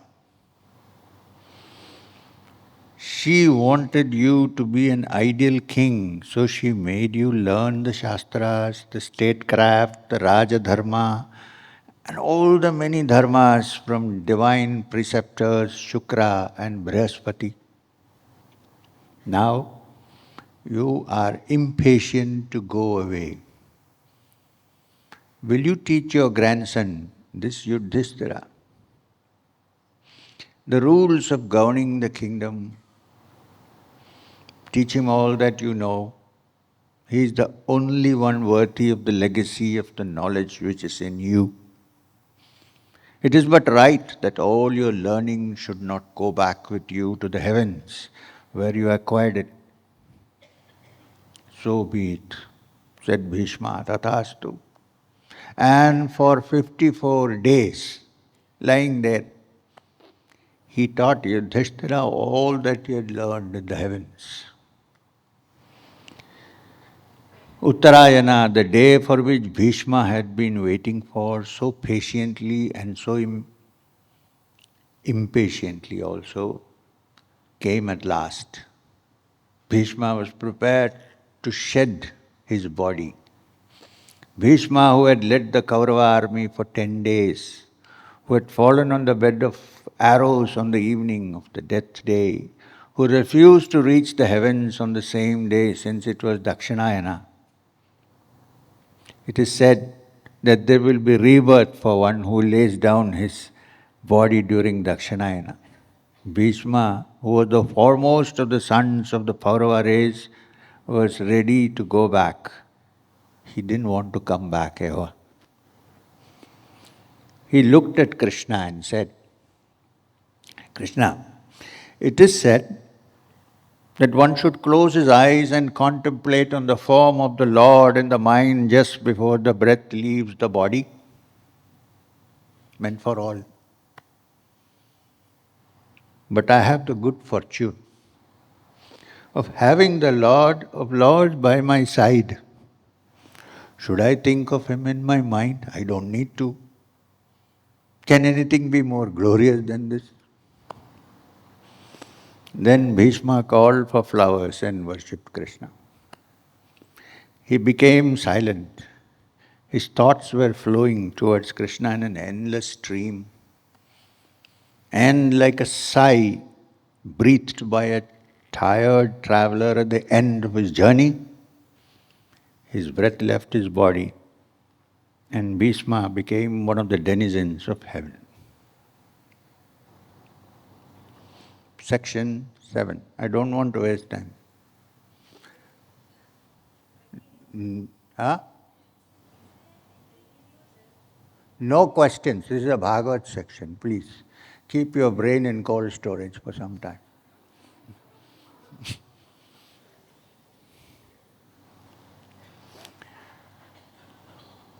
The son of Abhimanyu. This is 7. Yudhisthira had been crowned as the monarch. Krishna said, now that my task is done, now that my dream has come true, I should begin to think of going back to Dwarka. Job is done. It is ages since I left my home. Satyaki and I have forgotten what the city looks like. Please let us go back for a while at least. I must also see my aged parents and all the others.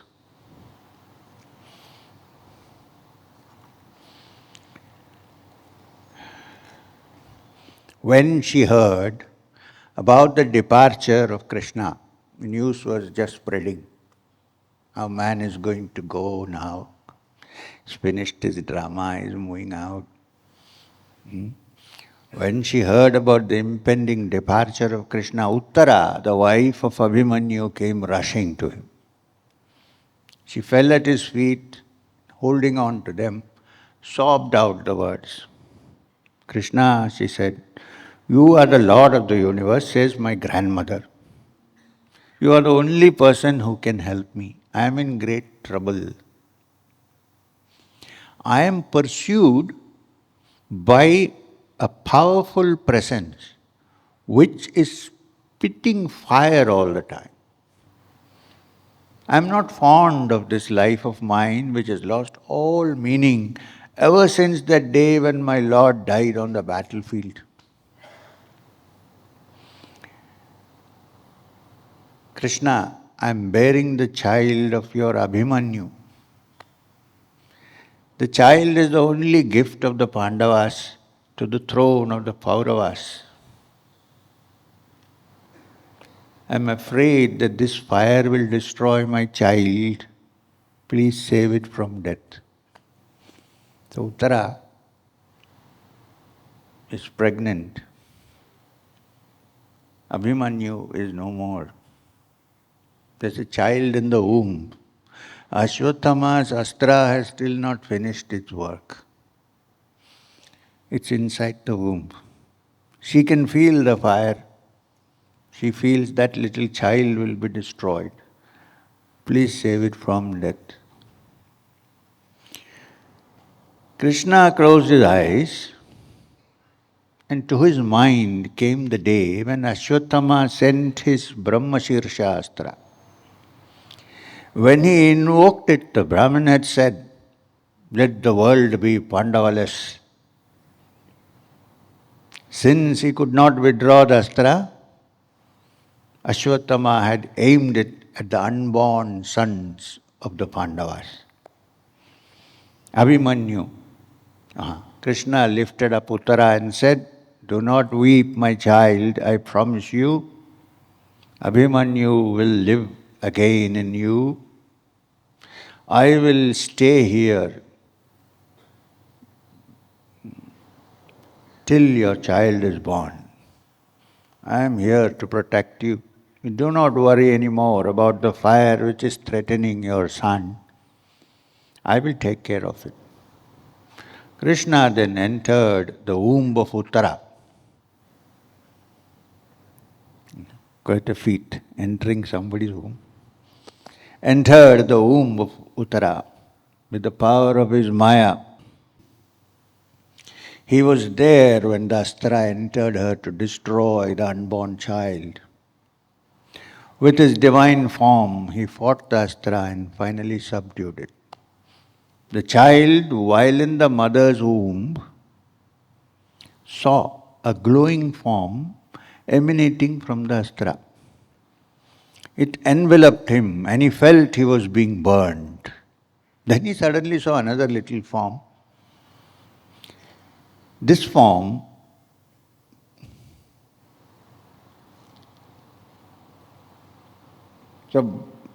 Sahasrashircha Purushaha Sahasrakshaha Sahasrapada Sabbhumim Vishwato Vritva Atyatishthita Dashangulam. So he saw another small figure enter. It was as big as a thumb, and it was beautiful. It had a golden crown on his head. There was a blue sheen on his body, like that of a cloud, and his dress was the color of lightning. He had 4 long arms which were decked with bracelets. Chadrujam. His earrings were glowing like the golden fire, and his eyes were crimson with anger. He had a mace in his hand, which he was twirling around and round the child and was holding at bay the astra and its fire. For months he stayed inside the womb of Putra with the child. And finally, the power of the Brahma Shirsha was quelled. And even as the full-grown child was looking, he vanished from his sight. Abhimanyu's son was born. This is relevant to the Bhagavat. Very relevant. Abhimanyu's son was born. There was great rejoicing in the city of Hastinapura. And the child was called Vishnuratha. Since the Lord himself protected him and made a gift of him to the Paurava throne. And Krishna called him by another name. He called him Parikshit. Because the child, even when he was in his mother's womb, used to look at the form of Vishnu and ask himself, who is this fellow? You know what is pariksha? Examine. Parikshit, inquire, examine. Even in the womb, who is this wonderful person dressed in yellow silk, wearing this lovely garland with a gada in his hand, who is protecting me all the time? Who is he? He had begun to question about the form of the Lord even before he was born. So Krishna loved to call him Parikshit, examiner. Later on in life, whoever he met, no, not this person.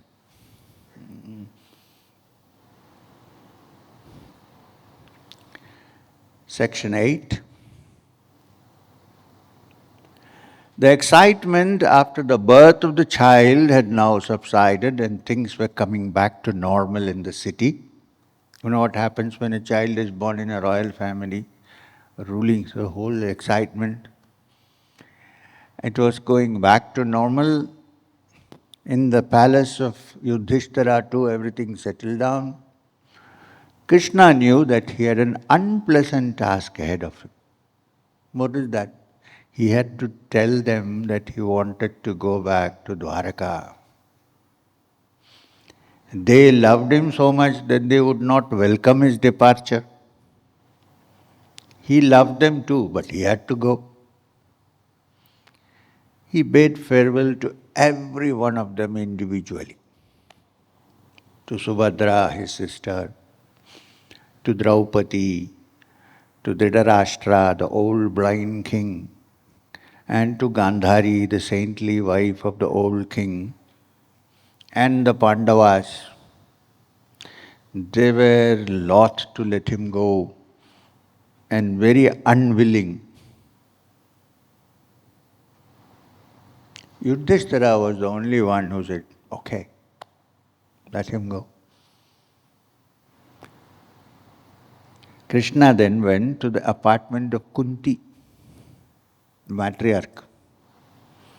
And what did he do? They say Krishna, Bhagavan, Swayam, Astu. The same Bhagavan went to Kunti's chamber and fell at her feet.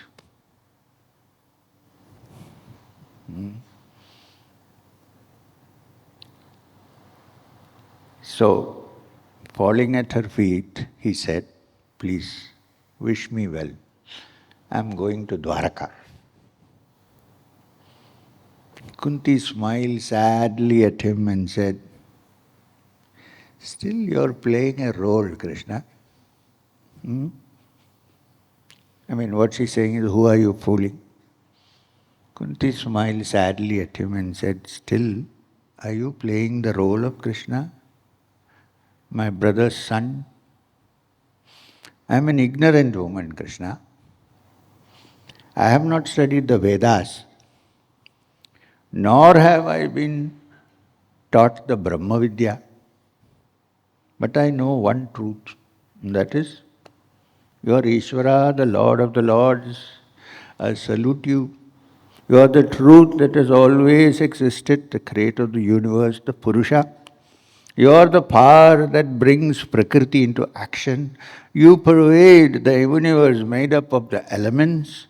The impenetrable screen which goes by the name of Maya hides you from us, and we cannot perceive your presence in every living being and non-living object.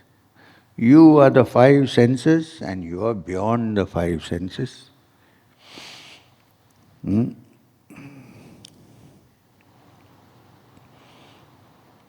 You are the truth behind all this. I know very little, but I know that you are the absolute truth. The only thing I can do is to salute you. Ignorant woman that I am, this is an ignorant woman speaking. I do not even know the proper way in which to pray to you. I fall at your feet in all humility. Like an actor appears on the stage whose acting is so perfect that the audience thinks that he is the character whom he is portraying. You have played the role of Krishna to perfection. Your real nature is not known to all. To people deluded by the two cardinal faults of I and mine, you are invisible. Sages who have practiced the yoga of selflessness, who have tried to realize the supreme truth, who have schooled their emotions so well that they're beyond the influence of the senses, even they are not able to see you. You. How then can we, ignorant even in yoga, which is even the bhakti yoga, perceive you? To me, you are the son of Vasudeva and Devaki, of Nanda and Yashoda. You are the cowherd who tended the cows in Vrindavan, but you are, I know, the Lord Narayana, whose navel has the divine lotus in it. Long ago,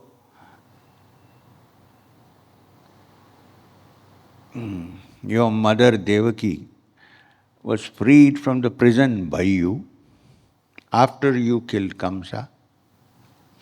You, even so, I have been saved again and again from miseries by you. You have been our savior. You have been there to protect us whenever troubles visited us. You are beyond the grasp of the highest intellect. And you have been with us in human form, with a name, and that has been our great good fortune. Whenever misfortune befell us, in its wake we found you coming to us. You have loved us so much.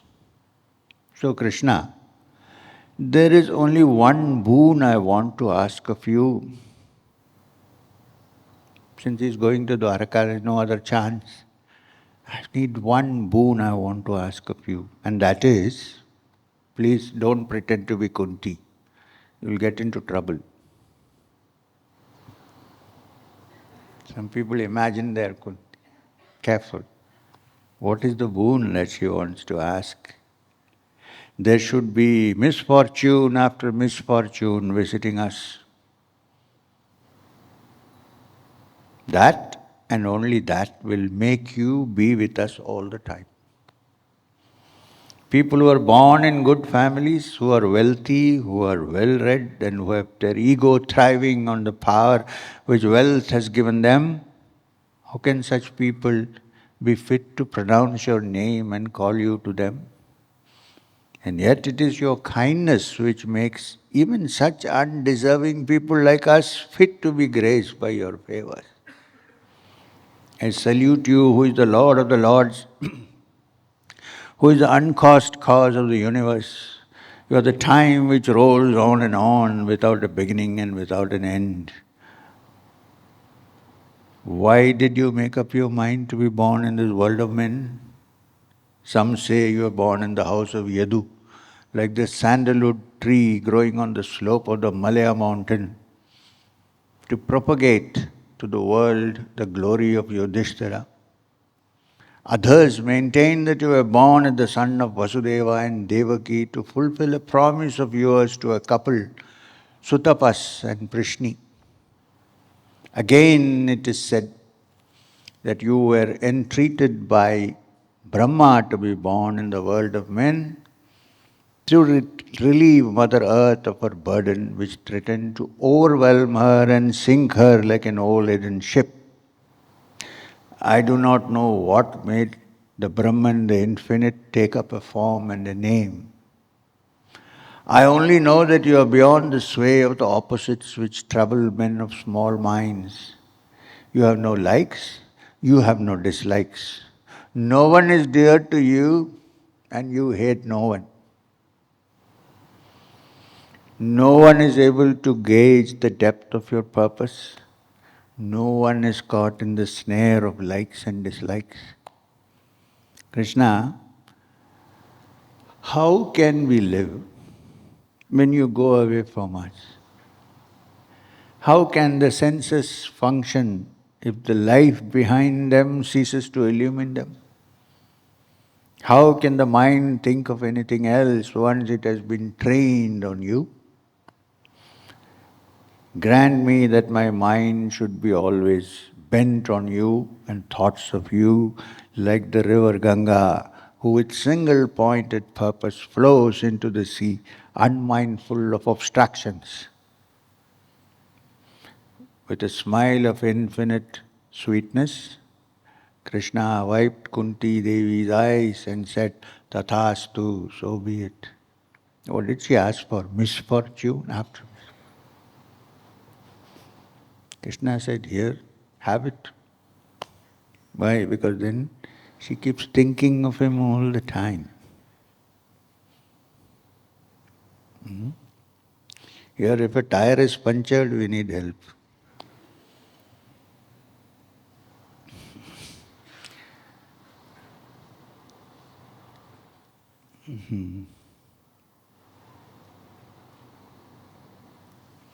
He then went to the court of the king, and there he saw Yudhisthira and his brother plunged in woe because of their impending parting from Krishna. The chariot had been brought to the gates of the palace. Arjuna stood in the chariot holding the white silk umbrella over the head of Krishna. Uddhava and Satyaki held the chamaras for him. Yudhisthira, Bhima, Nakula and Sahadeva walked on either side of the chariot. The entire city was assembled on the streets to bid farewell to Krishna, beloved to all of them. Soon they reached the outskirts of the city, and with great difficulty, Krishna persuaded his friends to go back to their houses. Daruka spurred the horses, and soon the chariot of Krishna was but a speck in the distant horizon. The five brothers stood rooted to the spot, gazing into the distance from where the chariot had disappeared. Question from my side, not from your side. So where did Krishna go? Nowhere. Nowhere. Drama, Dwaraka. Several months passed. Yudhisthira had managed to get a semblance of peace in his mind when he devoted all his thoughts and all his time in governing the kingdom. But at the back of his mind, there was still a feeling of guilt gnawing at his vitals. He would not get over the fact that he had caused the death of his cousins and his kinsmen. Vyasa came to him and told him that he would be cleansed of the sins if he performed the Yagya by name Ashwatthama. This suggestion was welcomed by everyone. Krishna came at the request of Yudhisthira and he too approved of the suggestion. Everyone was happy that Yudhisthira had something to do. This would keep him from brooding. Arjuna was particularly thrilled. At least he's doing something instead of sitting every day. Oh, I have killed my cousins, I've killed my relatives. Ruler.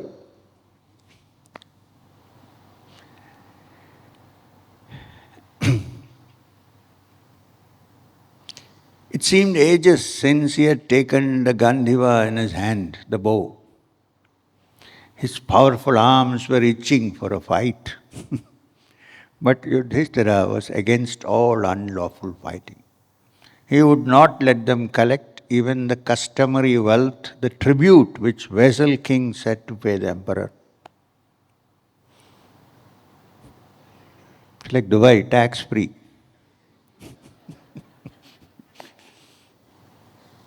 No GST.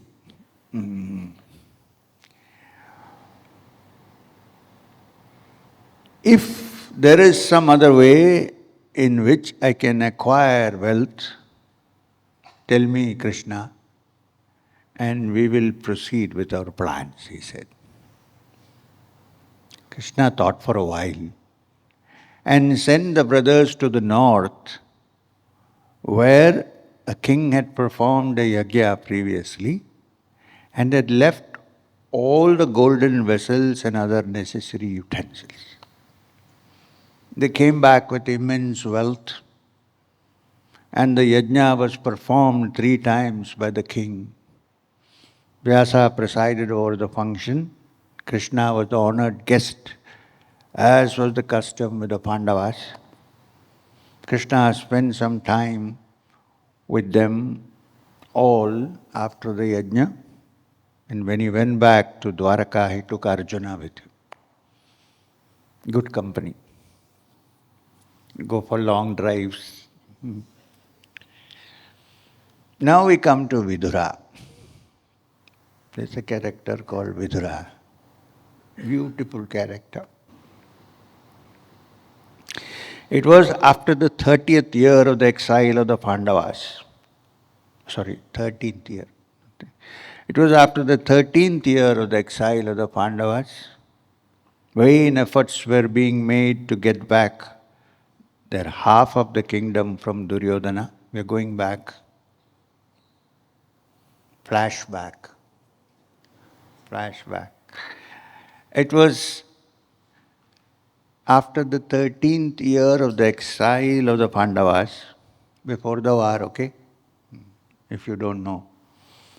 Vain efforts were made by them to get back their half of the kingdom from Duryodhana. The court of Dhritarashtra was a hotbed of intrigue. Old Bhishma tried to advise Duryodhana to make peace with the Pandavas. Drona in his own way tried to say the same thing. But it was all to no purpose. Duryodhana was bent on war. Either war or the return of the Pandavas to the forest. With this end in view, Dhritarashtra sent Sanjaya the charioteer to the Pandava kingdom in Upaplavya, asking them to avert the war. He particularly requested gentle-hearted and noble Yudhisthira to go back to the forest instead of desiring the kingdom. Sanjaya came back to Hastina and he spoke harshly to the old king, censoring his avarice. Sanjaya came back and said, "What is this? Are you still like, you're blind? What is this world?" and so on. The king could not sleep that night. Try as he might, he could not. Then he sent for Vidura, his brother, saintly brother, and asked him to comfort him. Vidura had nothing but contempt for the blind king and his querulous moods. But at the same time, he was sorry for his brother. He said, "My dear brother, you say you cannot sleep. Anybody here who cannot sleep?" Vidura said, "My dear brother, you cannot sleep. I know why you are not able to sleep. You are trying to be unjust to the sons of your dead brother. It is your sinful nature which is robbing you of all your sleep. Listen to me. Don't take melatonin." No, sorry. Let me take you back to the days when we had just lost Pandu. Do you remember the day when Kunti came to us with her 5 sons? You remember? You disliked the youngsters from that day, I know that. I know about it. I knew too about the dastardly plot you hatched with your son on the advice of Kanika to destroy them at our Varnavata. You sent them to that city knowing full well that they would be burned to death in the house of lac. I saved my brother's children, and I know that you have not forgiven me for it. You were given a second chance. Did you take it? No. Poor Yudhisthira was given the dry and barren piece of land by name Khandavaprastha. Because he made it beautiful, because he and his brothers were able to subdue all the kings of Bharatavarsha and perform the Rajasuya, your son became highly jealous of them and made up his mind to rob them. You endorsed his action in every way. You built the gambling hall and you cheated the sons of your brother. They lost their kingdom and themselves too. And when that unfortunate child, their queen Draupadi, with her hair and mantle and all, every appeal to you for justice, for succor from the assault on her, you paid no heed to her words. How can you sleep? And you allowed them to be banished to the forest for 13 years. Was that not wrong? And now what has happened? Yudhisthira has just fulfilled the conditions of exile. He stayed in the forest for 12 years and the 13th year has also been completed. Now, after all this, he asks you for justice. All he wants is a share of the kingdom, and you, with your sons, are too avaricious to part with your ill-gotten gains. You refuse to listen to him. You send word to him asking him to go back to the forest. Is that not wrong? Even now it is not too late. In your old age, you can have peace if you listen to Krishna, who is coming to you with a message of peace. Vidura tried to explain dharma to a king who was singularly devoid of it. A few days later, Krishna came to Hastina. In the council hall, he spoke to the king and to Duryodhana about their unjust behavior. Elders like Bhishma and Drona tried in vain to plead the cause of the Pandavas. Then Vidura spoke. Please don't worry. We will come to Vrindavan and the Brij Leelas and everything. I know you're all waiting, when is Krishna coming? Gopika Jivana Smaranam, when is it happening? Will come. Let's go. I promise not to let go of that part, that much. Need a background, no, to build it up.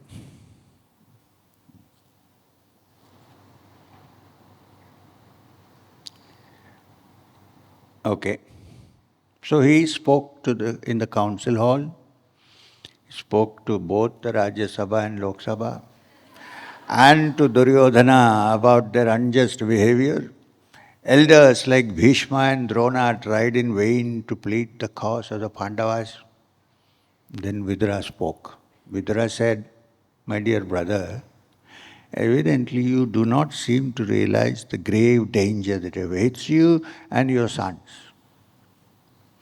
It is obvious that you have in your foolishness forgotten the dreadful oath of Bhima. Bhima, with his brothers, is hissing like a huge python ready to swallow your sons. Please return the kingdom to Yudhisthira." No. This Krishna, who is the Lord in human form, let me tell you, has declared that the Pandavas are dear to him. The gods therefore will side with the Pandavas. Can you not see that Lakshmi, the goddess of wealth, will favor only the side where the Lord is present? All your past sins have taken a form, and that is your son Duryodhana. The wise say that one can be abandoned for the honor of the family. The wise say that one can be abandoned for the honor of the family, family for the sake of the village, village for the sake of the community, and the earth itself should be abandoned to save one's soul. Please abandon this Duryodhana. Please let go of this Duryodhana. Listen to my advice. I am saying what is good for you. There was a moment of silence when he said this. Just a moment. Duryodhana then descended from his seat, and with him walked Radheya, Dushasana and Shakuni. Duryodhana came and stood very near his uncle. His eyes were red and his lips were throbbing with anger. He would not even talk to Vidura directly. He just came and stood there. He didn't talk to him. He said, "Who allowed this low-born man into this council? Who allowed him into this hall? He is a traitor. He has been eating the salt of my father, the king, and shamelessly siding with our enemies. It is our wish that he should leave this city. We do not want him here. Since he is a brother of our revered father, he can escape alive." Vidura looked at everyone and his brother. No one spoke a word. Vidura's face was bland and calm. Only a slight sneer could be discerned on his lips. He thought of the Lord and his mind was freed of all delusion, of attachment, of pain, of sorrow. He took up his mighty bow and placed it at the doorstep of the great hall, as if to say, "With this bow I am laying down on this doorstep the Maya which was clouding my vision, the affection which I had for my brother and his sons, the affection which was binding me to their real nature. It was this Maya which had been tying me to this place all these years. Now I am able to shed it." Saying this, Vidura walked out of the assembly without once looking back. Little more about Vidura. Is that okay? Are you waiting for bridge? Yes. Don't tell me no, yes, we are. I'm also waiting. So, Vidura left Hastinapura after putting down his bow and went on a pilgrimage to all the holy rivers of Bharatavarsha. He wanted to visit all the tirthas which had been sanctified by the Lord in his three forms of Brahma, Vishnu and Mahadev. Then what did he do first? He went to Vrindavan first. Vidura also came and spent some time under the shelter of the Govardhana hill. He walked all the way to the river Narmada and bathed in her waters, which was always clear. He visited Pampasaras, where Sri Rama once stayed while he searched for his Sita. Pushkara was one of the many tirthas. He went all over the surface of the country dressed in tree barks, with his body covered with dust, with his hair all matted because of negligence and the frequent baths in the several rivers. He was bent on only one thing, the feet of Narayana. And with this thought in his mind, he managed to shed the opposites and attain a semblance of peace. Vidura reached Prabhasa, the favorite spot of Krishna. This is the return after the war. Vidura reached Prabhasa, the favorite spot of Krishna. There he heard about the annihilation of the family of Dhritarashtra, like the destruction of a bamboo forest by the fire which is born of the bamboo itself. He heard that Yudhisthira was now the sole monarch of entire Bharatavarsha. He tried to grasp the facts. Protected as he was by the armor of detachment, still his heart was touched with great sorrow, and quietly he walked towards the banks of Saraswati. From there, he pursued his journey towards the Yamuna. On the banks of the river Yamuna, he met Uddhava. Uddhava sent him to sage Maitreya to learn Brahma Vidya.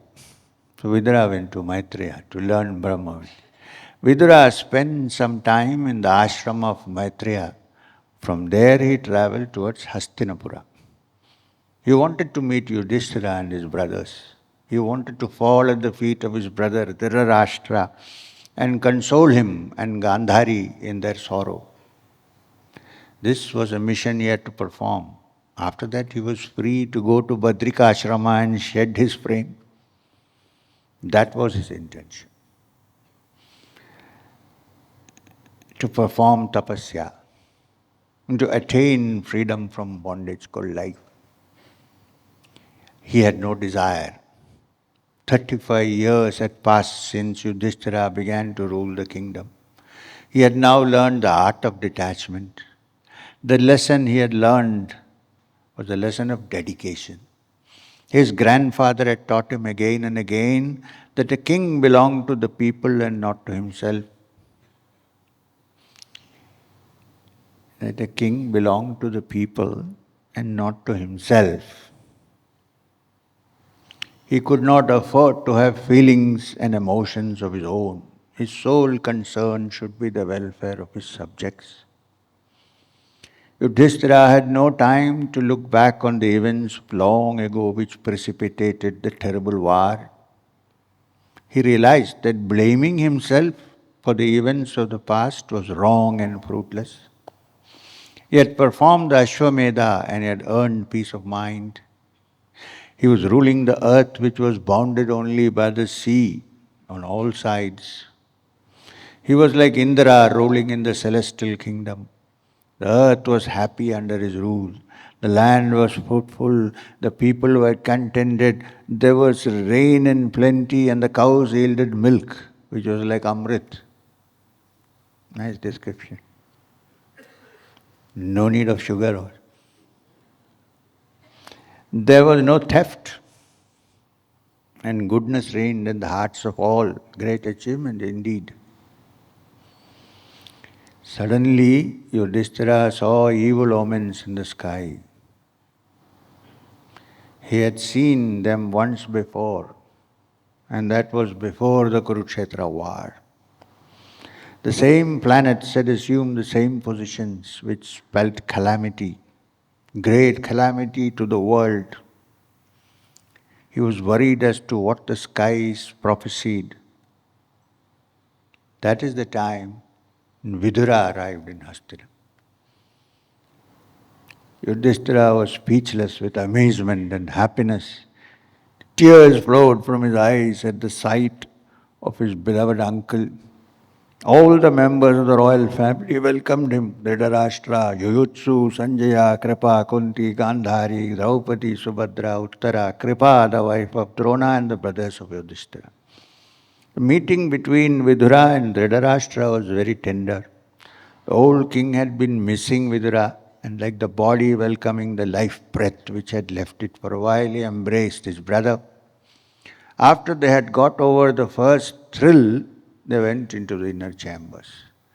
The guest was made to take food and rest. Yudhisthira then asked him how he was and what he had been doing all these years.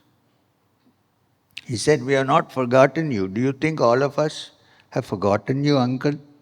No. Your affection for us was unbounded. During the days when we were young, you protected us under your wings like a mother bird her fledglings. You would have been burned at the house of lac with our mother long ago if it had not been for you. We.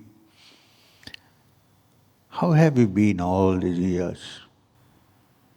Tell us about the many tirthas that you have visited. My Lord, men like you who have the form of the Lord ever present in your minds are considered to be tirthas themselves.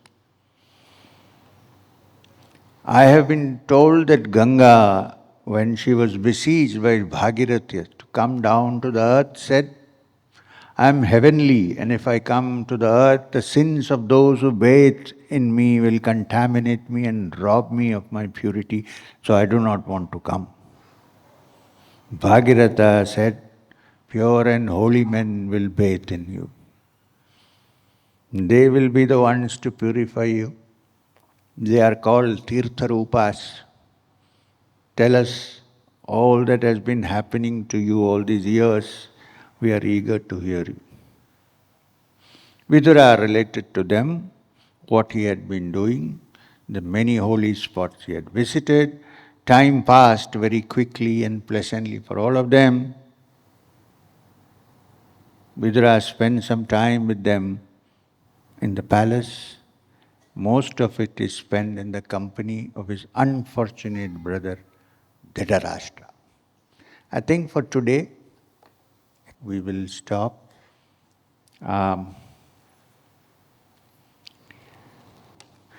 Tomorrow we have longer sessions, I think, in the morning. We'll see how far we can go. Certainly we will not, without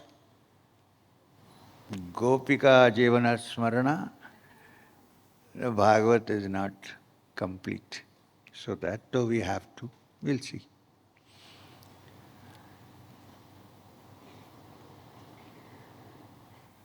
Shri Gurubhyo Namaha.